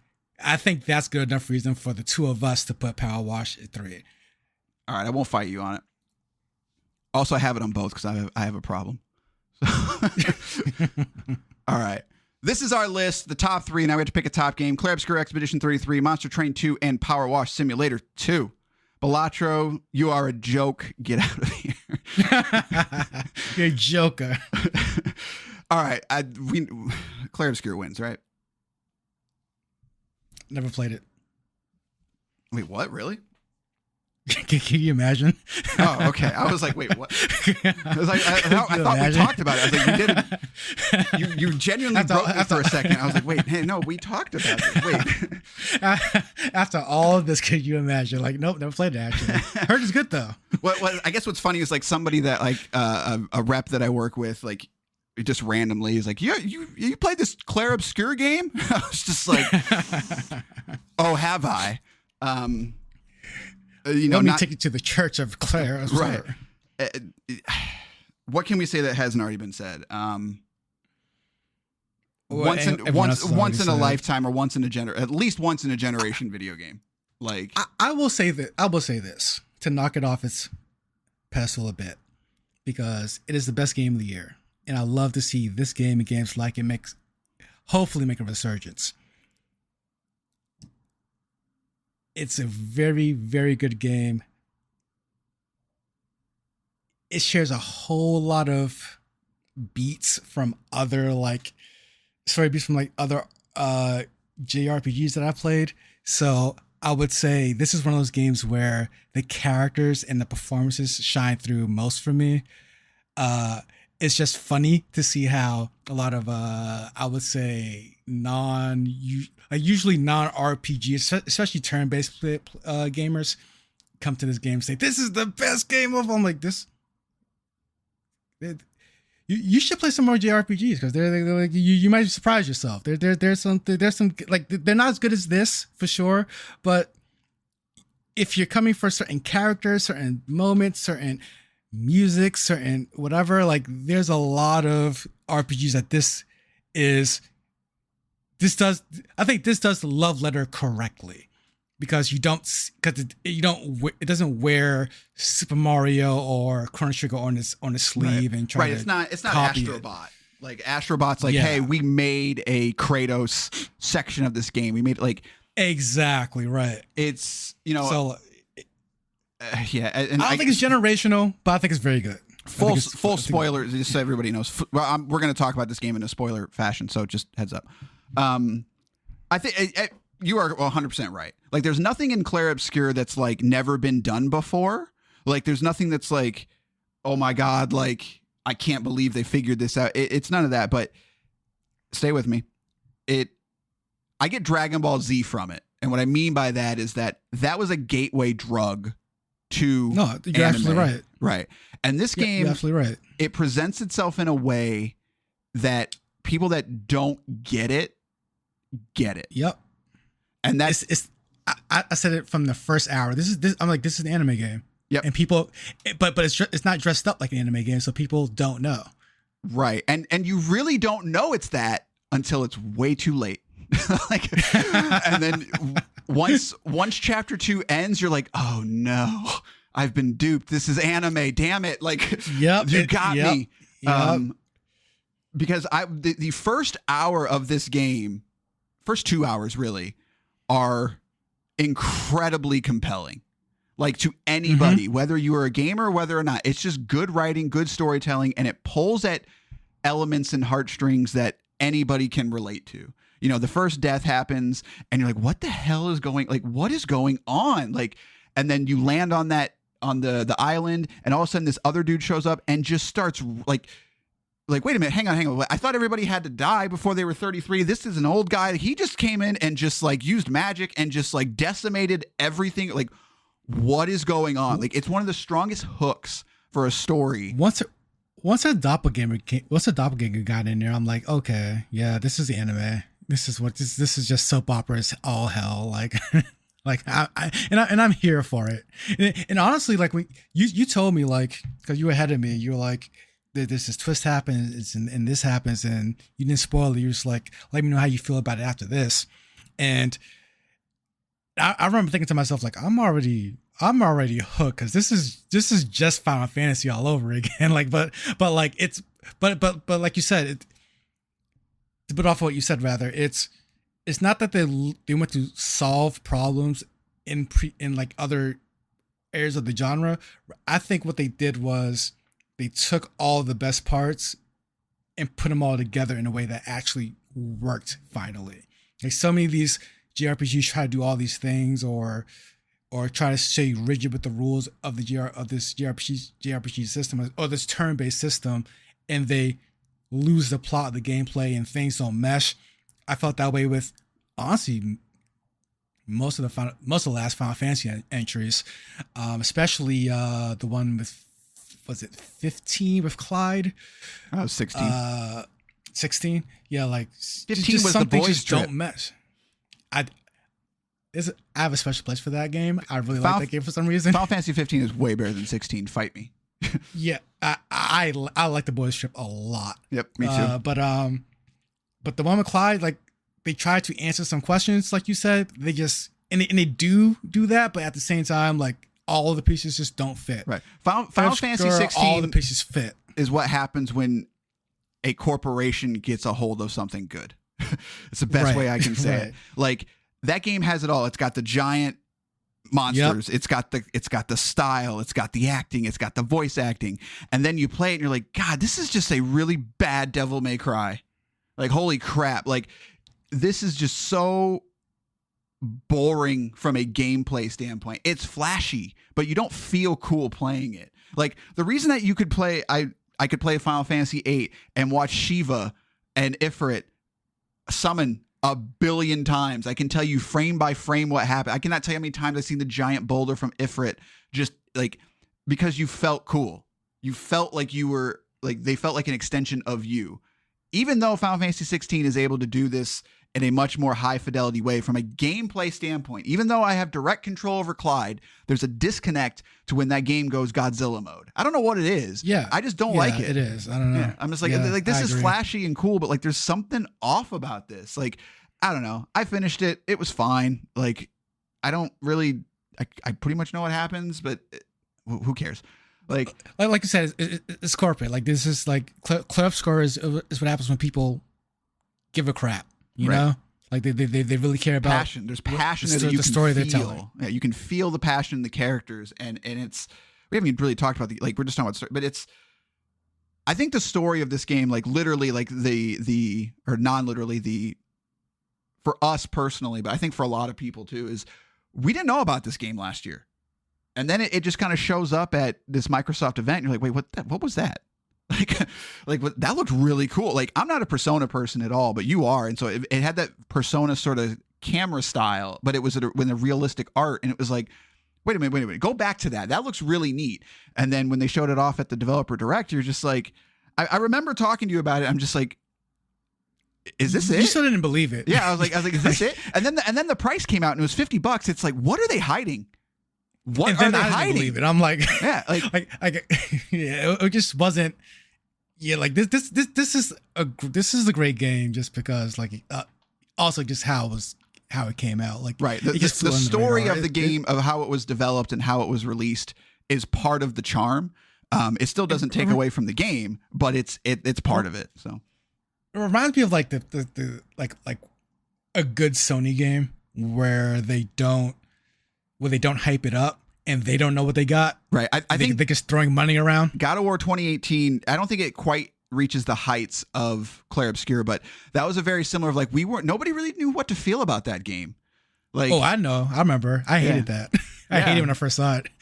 Like, I was like, why is it doing this? Why is it third person? I hate, why is it overshot? I hate everything about this. I hate it. I'm like, oh wait, I was wrong. Yeah. I was very, very wrong. I remember, like, that was probably the last time in terms of just like an action game. Like I guess Doom Eternal, I don't even know if I felt it with Doom Eternal, but like I had to finish God of War 2018.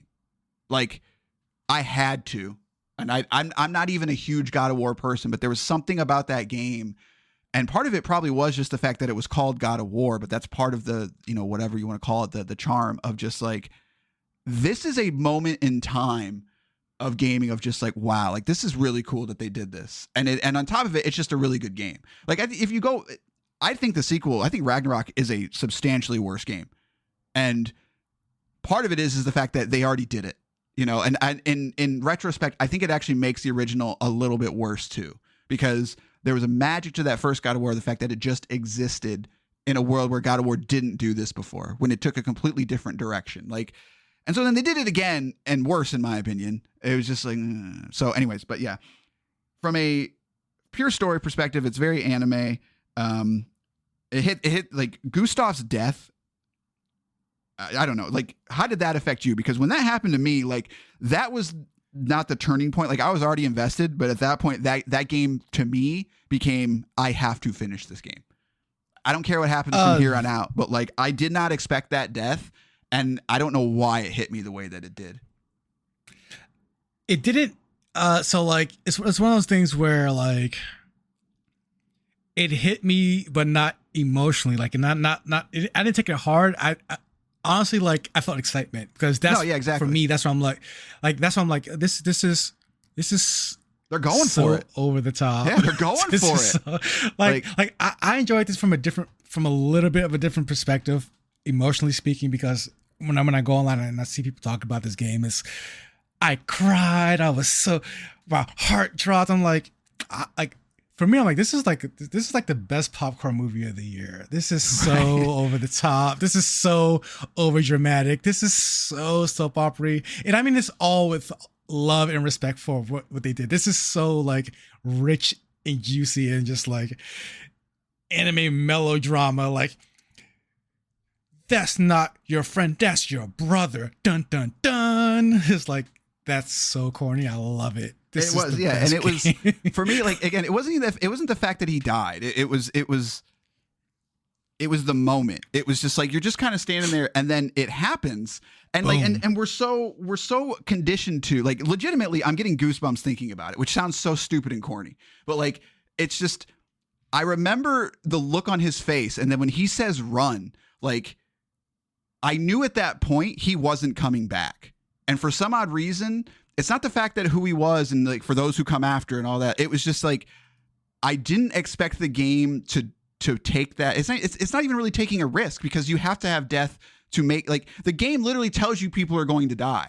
But I don't know, maybe it was the timing, whatever it was. It was just like, my God. Like, I've been trying to tell people, like, every now and then, people who don't usually jump into like anime specific stuff, I'm like, y'all should watch some more anime, because when that happened, I felt like for those who know, Jujutsu Kaisen is an anime, and there's a guy named Toji, and he fights the Six Eyes. The Six Eyes is the greatest fighter of all time. He's the Super Saiyan of the thing. This Toji guy has no powers whatsoever. He's just a dude. He's supposed to lose. He does lose, or you think he does, and then he just off screen shoots like this girl Rico in the head after you think the Super Saiyan saved her. She does not save her, and it's just like this moment of, what the heck? And it's like as you described it exactly. It's completely, the shot comes from off screen, you don't see it coming, and it's done. The deed is done. And It's like, wow. You just gonna let me sit here with this? Yeah, and for me, I think it was the run. Like when he says run, it was like it came from a place of like, I don't even know the word I want to use. Like he just, you knew it was over at that point. Like it's not even like the rules. There was no rules anymore. It was, this world has stakes, and what it means is that, yes, right. It's not even that nobody's safe. It's that the characters in the world don't care about tropes, or they don't care. Like, it just doesn't matter. Like, because that's what somebody would really do. if they want to murder somebody that's causing them problems, they don't care that it's quote off screen. Right. You know, like it doesn't break the fourth wall or anything, but like I just didn't expect it. And now compare that to Final Fantasy, where that would have been a 4-minute. Right. I can't die. You can't die. Like, no. Coughing up blood. Right. Wait, what's one last thing? Right. It was like, dude, just like, this is awful. Like, they learned all the right lessons. So like, I really look forward to what that team does next. I hope it's something completely out of left field. I hope they just completely do whatever the heck they want. The problem is all eyes on them at this moment. And yeah, I think you can't do another Clair Obscur. You can't. Like, yeah, I think that would ruin it. But you can't do anything. Honestly, they can come back with a 2D sprite game. And people be like, I hate this. Right. It's not Clair Obscur. It's not, so yeah, let's get into gameplay just a little bit, because then we'll sign off here. But it's from a gameplay standpoint too. Like it did hook me. Like it's that parry system, along with sort of the overall design, the over the top angles, and the systems, the Lumino system. Like, it's a little clunky at times with its menus. I think that's this game's biggest problem, in the lack of a map, actually. Like, there's some small things that get in the way, but it never stopped me from enjoying it. And just, it's addictive. Like, it had a very addictive gameplay loop that I don't think it lasts the entire game. By hour 40 and 50, I was ready for the game to be over. But it wasn't like, oh my God, I want this to be over. It's like, okay, I've enjoyed this thoroughly and I'm ready to see how it ends. And I think that's the other part is as I'm a very, very autistic person when it comes to endings in stories. Like, I don't like open-ended stories. I don't like things that allude to things. And while this is the first time in a game that doesn't tell you everything, and it doesn't need to, and that this is the only time I think I've ever felt in any story to where it's like, I don't have all the answers, but I'm okay with it. And I couldn't even tell you why, honestly. I mean, that's why you probably want to get a sequel. And I mean, they kind of have to do one. I mean, no, I kind of have to do one, but like, if they make a new game, like, should be a sequel in my opinion, just because there is enough in that world outside of the canvas that could be built upon. Like they can do a brand new cast by keeping one or two main characters in it. Well, actually, just the one, because the system on the outside is a whole other problem in and of herself. And there's a whole war going outside. So like, I would love to see what happens, the causation or what happens with that war. And then gameplay wise, go back to that, like what I genuinely liked about it was just how simple it was in a very good way. To like, they didn't try to overhaul the turn-based system, and the parry system, as great as it was. I mean, my issue was by the end of that game, that parry the time is too perfect. It needs to be too perfect at times. And it creates for situations where you're fighting monsters who you just they don't pose a threat, yet you're in a fight with them and they're hitting you and they're taking resources away from you for no reason, just because you played this so long, when to hit the parry button, but it still doesn't activate. So I feel like at some point, that parry system needs to either evolve or just kind of become an afterthought if the monster's level is low enough, maybe. But other than that, like, I mean, I have very few complaints with that game. Exploration can need some work.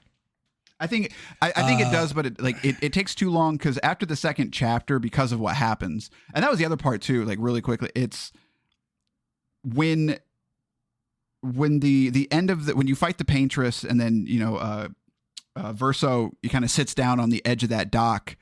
Like, the whole time I was just waiting. I was just like, this isn't over. Like this, the thing's about to happen, right? Like, the Gomage is about to happen, and then it does. And so I'm wondering how many people thought that was the end of the game. Like, I don't think they could have, right? But I don't know if they expected the Gomage to still happen. But anyways, after that point is when it really opens up, and then that's when it gets really good. But that you're talking 25 hours in. So yeah. I'm gonna say something controversial. I'm gonna say that the game should have been less sandboxy, actually. Like I don't I, like it didn't bring a lot for me to the game. I feel like I would have just preferred, and part of that reasoning is because of the backtracking. It's only a little bit, but they would like you to do some backtracking in this game, and they did it again a little too faithful to the JRPG idea of, well, first you can just walk. Well, now you can. Now you get a boat. Now you get the airship. But it's like, and now you can't you can't go through this giant rock until you get the esque and like it's like, oh, now that pillar that you saw 100 times, you can now go break it. Exactly, like stuff like that. I'm just like, I'm not going back to break that pillar, sir. Right. I'm sorry. Like, unless someone online tells me that's where a super weapon is, like, I'm not gonna go back there. So like stuff like that makes me want a little bit more linear style, only because I don't think a lot came from it. But other than, if anything, kind of elongated the game for me toward the end. But other than that, like, very, very, very few complaints with this game. Like it's well deserved every Game of the Year award. Game maybe it's the last 2-3 years, honestly. Like it is that good, and I hope they do something that they want to do next. I don't know what their situation is in terms of publishing and whatnot, but all eyes on them. God, they're going to get a bunch of money. They've got to be fine now, right? Like, I hope they just do whatever the heck they want to do. Right. And it's, I'm with you in like the backtracking. And to me, I don't know if I won't really call it backtracking. For me, it's more like stay with me. It's completely optional. Yes. Super Mario RPG, I think, did this very well in that eventually, once you get to like 60%, 70% of the game, there is stuff on the outside you can go and figure out. Like I look at the door in I can't remember the name of the town, but like there's a secret boss in there that you can fight from Final Fantasy, and it's like you go to this door and it's like you can't open this door. It's like, well, how do I open this door? Like stuff like that.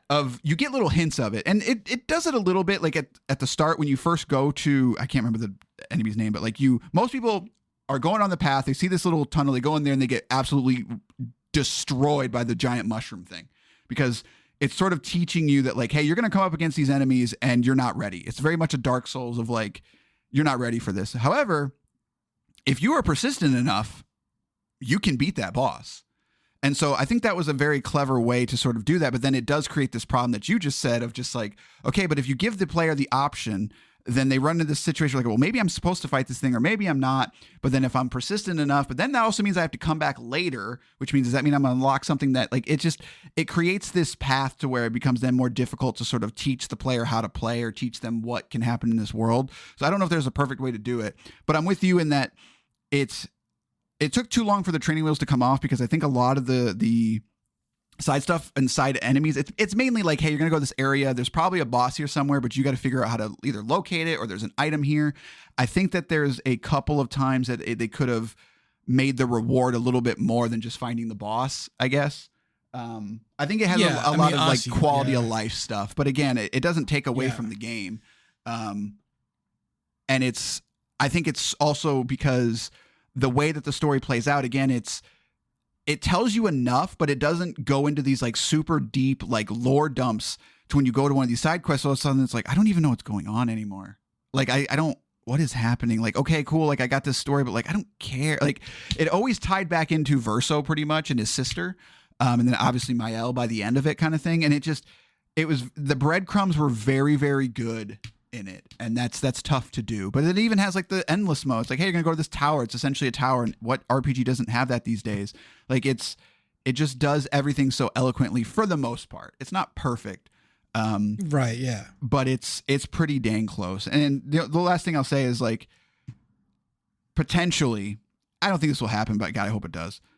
Like, sequels in video games and movies are a little bit different. Like, sequels and movies are, name a time a sequel is better, and it's pretty rare. In games, sequels are pretty much usually better. I think of Gears to Gears 2. Like a lot of people like to say, well, Gears 1 had a horror element that was lost in Gears 2. And it's like, yeah, but it's also a much better game because of it. Like this is an interesting. I wouldn't say because of it, but it's because of a lot of things, but yeah. I don't, like you said, how do they make a game that doesn't fall into the exact problem that we had with Doom: The Dark Ages? Of like, I'll tell you how. Because these guys, after playing Expedition 33, like it's very obvious these guys, they lived and breathed some great RPGs back in the day. What you do is you switch it up. You go from turn based to like action based. You go from Final Fantasy to Tales franchise, where you have full control of your character, and you do it right. That's all you gotta do. And like keep the same elements, the same plot lines, whatever, but change that because to me they pretty much proved to me they can take an old style of gameplay. That's fair, and make it good. But would you rather have that in a new game or in Clair Obscur? That would be my pushback. That's a good question. For me, I really want to see what happens with the outside world with the painters and the musicians. Like that hyper real hypothetical, that idea of the artists being at war with each other for some reason. Right.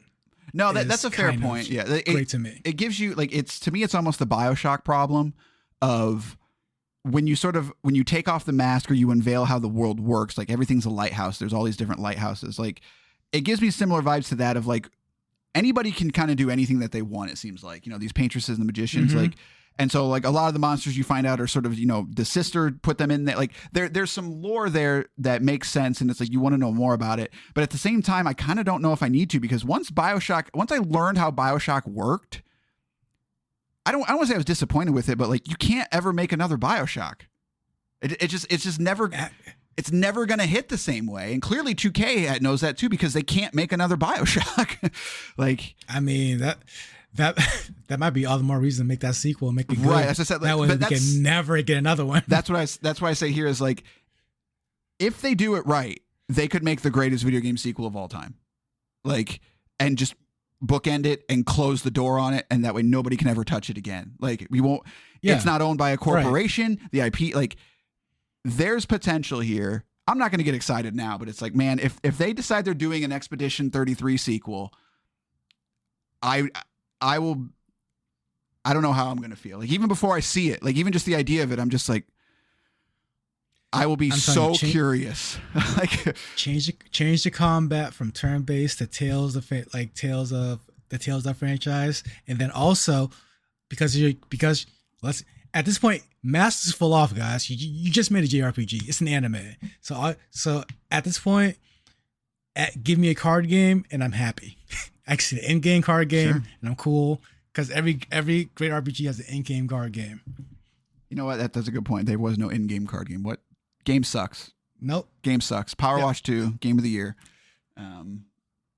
There wasn't a card game there either. But so what? Really, Balatro's Game of the Year. There's your card game. So there you go.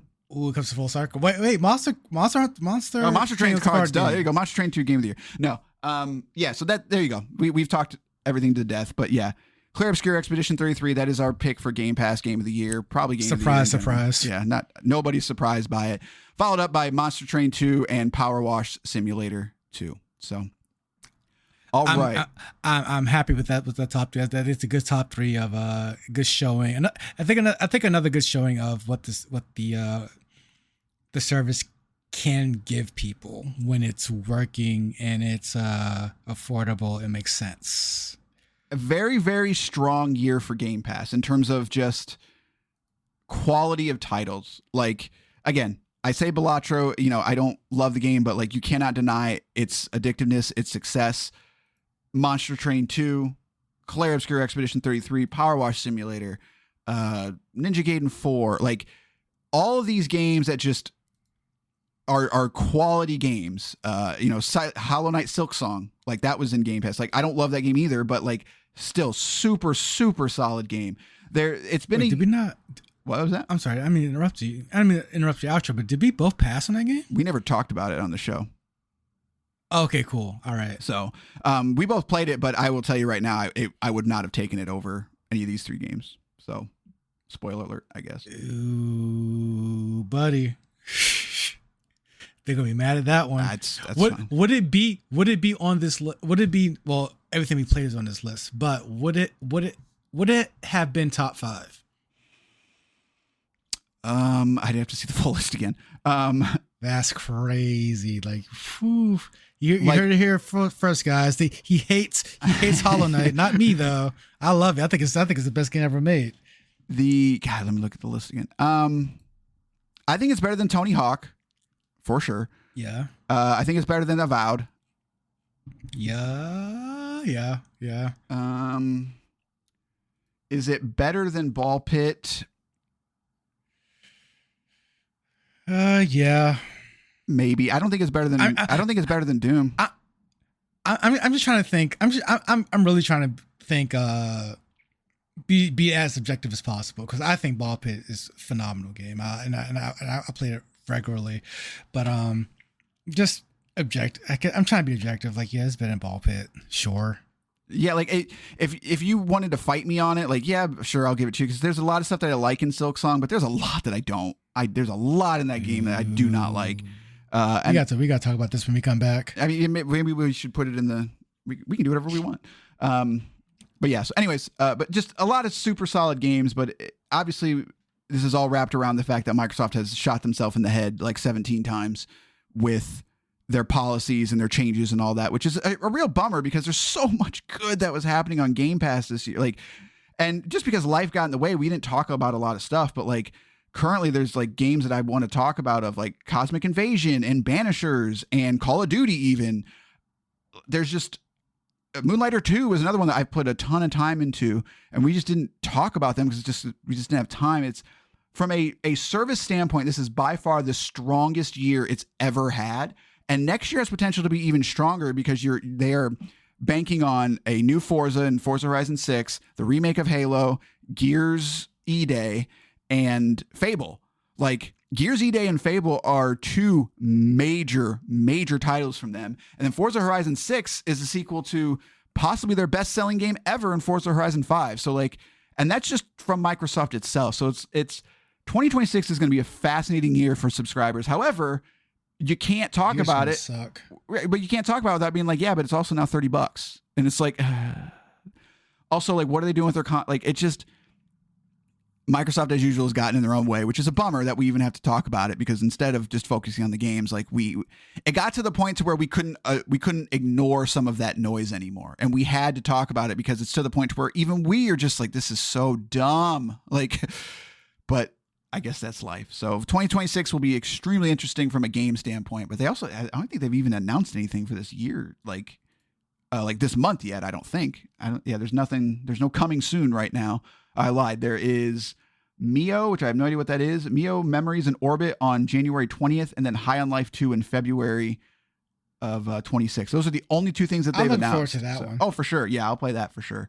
So I have no idea what Mio is, but because of Game Pass, I'll probably check it out. But that's all just me saying that there's an extremely strong year for Game Pass, but it's been marred and destroyed, and the good faith that they possibly could have gotten with this of the people that don't like Game Pass, they just shot it in the head. So, I mean, yeah. I mean, to that point, at one point I canceled my Game Pass because I just didn't see the need to pay for Ultimate, and it was really difficult to see what I was even getting for the lower tier. So right now I'm on PC Game Pass, which is the right choice. And to be very, yeah, right. And to be very honest with you, depending on how the year goes, I may not have that for long, or most of the year, or half the year. It all depends. Like, it's the biggest issue they've created is it made me and other subscribers think about their purchase. Right. This should have been a gym membership. You know, every January 1st you sign up and you never go. Plus, you never cancel. And plus, they keep jacking around with the tiers, and they don't make them easy to understand. And why is there still 3 tiers? There's 4 technically. Like, you're on the tier that they don't even want to talk about. Like, they don't like they deliberately hide PC Game Pass from a lot of people, and especially with them basically giving up on the Xbox console idea, and they're basically just subscribing to PC. Which, again, like, this is This is needed to happen for a while. Eventually, everyone will go this way. Sony, again, people like to play this game of like, Sony's not a third-party publisher. Yes, they are. They're 100% a third-party publisher. That is what they are doing now. Are they doing it as aggressive as Microsoft? Absolutely not. But and Nintendo, at one point, you will see a Mario game on PC at some point. Will it be in the next 10 years? Maybe, maybe not. But like, it's just, they, as usual, they're a little bit too quick, or they're too ahead of the curve, and they have no idea how to talk about it. Because every time they open their mouth, they screw it up somehow. And it's like, it sucks. It really sucks. They also just genuinely don't know how to do it, because I had a friend ask me genuinely like about this the other day, and I had to explain to them that the Xbox handheld does not play the Xbox games. And it didn't make any sense. I'm like, yeah, and it won't make any sense. Right. So like, which again, like that's their own bed that they made, and they have to get out of it, and they are. However, the way they're going about it is just the most ridiculous and backwards way ever. I don't. It's like it's so weird to see a company that's so afraid to like forget people. It seems like it's like they're so focused on like, well, what if this customer exists? And what if this customer exists? Like, let's cater to this. That they also don't understand. It's like, you guys know you're in third place, right? like this customer that you're so afraid of losing, no. you don't even have. They're not in third place, sir. They're in last place. Did you see that meme console that came out that the kids are buying? No. I think it only plays like Roblox and Fortnite or something. It wouldn't surprise me. Yeah, like it's just, it only plays like these little tiny games, and it's outsold Microsoft consoles like the last like 2 months or something. Like, it's crazy. Yeah, like I don't think I think you're right. I think they're afraid of this mythical customer, but also of losing this mythical customer. But also, I think it's them genuinely attempting and believing they can get all of the customers by doing these choices. It's like, no, we'll cover all the bases by doing this for this. These, like, it's like, no, like just make a box, man. Like, it's not that if you're not first, you're last, and that means that you have to do everything. And it's like, no, like that's not. You don't have to do everything. Just do something really well. and their excuses, like there's some validity to it of like, hey, we lost a generation where people went digital, and that's where they're sticking with their library. And it's like, that's a super fair point. Like, if you're already invested in PlayStation, that means that it's going to be very hard for you to get out of it. However, that's your challenge. That's not an excuse. Like, and you have the ability to get out of that situation. Like, but you're not doing it. You're like, oh, well, we'll do Xbox Play Anywhere. It's like, okay, that's a really solid thing. But like, I brought this up before. It's like, but you don't even follow your own rules sometimes. Like, why is there anything that's coming out on Xbox right now that is also on PC Game Pass and console Game Pass that's not Xbox Play Anywhere? Give me one excuse to why that's not happening. And it's, they don't have it. And it even the publisher side of Konami is like one of the first publishers to finally do it. Like, if you buy Silent Hill on PC, you also get it on console, and they're going to do it with the James Bond game from IO Interactive. It's like, so they're finally getting there, but then you got Capcom who's supported it in the past but doesn't support it now. And it's like, well, so what?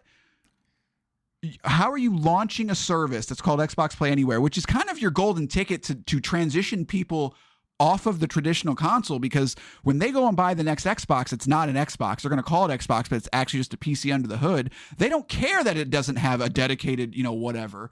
All they know is that all their stuff works. It's exactly the person that you said about, what do you mean that Xbox doesn't play Xbox games? That's a solution. There's a solution to that problem. It blew his mind. Right. There's a solution to that problem, and it's that you make it playable.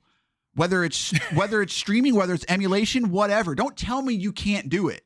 Don't tell me it's too hard. This is like, it's possible. You're also the same people that said, well, we can't do Xbox 360 emulation. But then when you got put into a corner and you're getting beat on consistently, all of a sudden you found a way to make it work.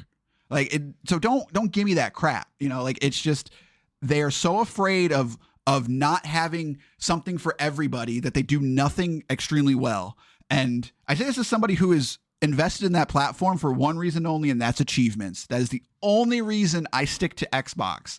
And they haven't really even treated that crowd well lately. They haven't done any types of achievement overhaul in over a decade. So it's like, eventually I'll probably break, and I don't know what it's going to be that breaks me. But for the time, if it was not for Game Pass, I probably would have left already, because that's the only reason why it's like, hey, this is on Game Pass, whatever. I'll play this because, hey, I'll get some achievement point. Like, I'm in that ecosystem. But if it wasn't for Game Pass, I probably would have jumped ship. And I don't think I'm alone in that. And that person is becoming far more like your hardcore Xbox people that are going to play Fable on their Xbox no matter what. Like, why are you catering to that customer? Because you clearly don't care about them. If you did, you would be doing things with achievements. You would be making Xbox 360 stuff playable on PC. Like, you don't care about any of them, but you're trying to build a product that says that you do. Like, whether people know it or not, they're perceptive in ways that they acknowledge or they don't. And if they don't feel cared about, they won't buy your product. So why do you think your product's not selling? Other than the fact that it's more expensive. Apple's products are far more expensive, yet they still sell millions of iPhones every year.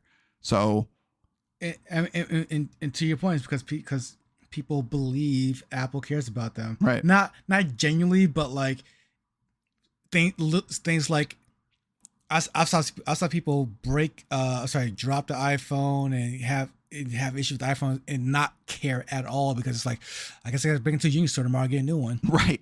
And then that's it. Yeah. Like, it's never an issue. I had a buddy. So like, whereas Xbox is always an issue. Yeah, I had a buddy who his S25 Ultra, which is, like, he bought it the day it came out. It was like $1,300. It just stopped working the other day. And what do you do? Went and bought the 26 Ultra. It's like, you've had this phone for like 3 years, and like, this is supposed to be like the top of the line product. What? Yeah. And I was like, yeah, I'll just get the new one. He's like, yeah, it was time for an upgrade anyway. Like, they gave me $200 for it. Time for an upgrade? Right. And it's like, gave me $200. Right. It's like, and not only that, you are paying for the phone more than once by going to a care. Like, if people feel protected and they feel cared for, they don't care what the cost is. They really don't. Sure don't. Yeah. Like to an extent. Like, obviously, if it was $10,000 for the phone, that's a different story. But like, you know what I'm saying? So it's just, yeah, exactly. It's such a weird thing that Microsoft has found themselves in. They've done it to themselves, but genuinely, and I say this, like, we make the joke, I'm the Xbox fanboy. It's like, this is the reason why I pay attention to Xbox the most, because they're so stupid sometimes and they make everything so interesting. Like, and in the worst and best ways possible. Because Nintendo that's the fair point, because Sony's kind of boring. Nintendo's very boring so far. Like, with the Switch 2 is extremely boring. Like, so I'm very excited to see what happens just on the gaming front of like this ridiculousness that is happening. But yeah, so all right, let's wrap it up. That was our Game Pass or Pass pick of the year. So comes to next year, we don't really have a plan yet. Like I said, life gets weird. So like, we were playing stuff, but when it comes time to get together and record, it's becoming a little bit difficult. So we're not going anywhere, but in terms of releases, I don't know. I've had some ideas about bringing in, we did have somebody come in for an episode or two this year. I don't say it didn't work, but I think if I bring in somebody else to sort of give some people some supplemental content, I think it needs to be different somehow. And so what I'm thinking about doing is bringing in a third party, a friend of mine, to do like a Gears franchise playthrough. So that way, like, we're talking about it and leading up to Gears E-Day, instead of just bringing somebody in for an episode. I think I don't want to say it loses its magic, but to me, I don't feel comfortable doing that, because I think I want to keep the Game Pass or Pass part between you and I, because that's what we do. So if I bring in somebody else, I want to do something different with them. So that's the only thing I can say, is that I've been mowing that, tossing that around. I talked to him a little bit. He's like, yeah, that'd be kind of cool. So maybe we'll see that. But in terms of future games and stuff, we don't have a plan yet, but we'll release something sometime. So. Something sometime that I can promise you, right. because to be a little transparent, the issues on my end, life be life in y'all, you know how it is. So so I'm gonna try to get as much gaming as I can, and like you said, like I still am playing games. It's just sitting down to talk about it and come up with and figuring out that schedule is always hard. So yeah, that's pretty much it on my end. All right, that's gonna do it for 2025. Bring on 2026. It's already happened, but we're gonna pretend it's not. So All right, that's going to do this episode and year of Game Pass or Pass. We'll see you in 2026 with some games. Games. Good day, sirs. In postseason football, you need to find that extra gear. On FanDuel, it's called Playoff Mode. Big boosts, more rewards, and a whole new way to live parlay with Drive SGP. Turn on Playoff Mode, only on FanDuel. New customers bet $5 and get $300 in bonus bets if you win. 21 plus and present in select states. First online real money wager only. $5 deposit required. Bonus issued as non-withdrawable bonus bets which expire 7 days after receipt. Restrictions apply. See full terms at FanDuel.com/sportsbook. Gambling problem? Call 1-800-GAMBLER or visit rg-help.com.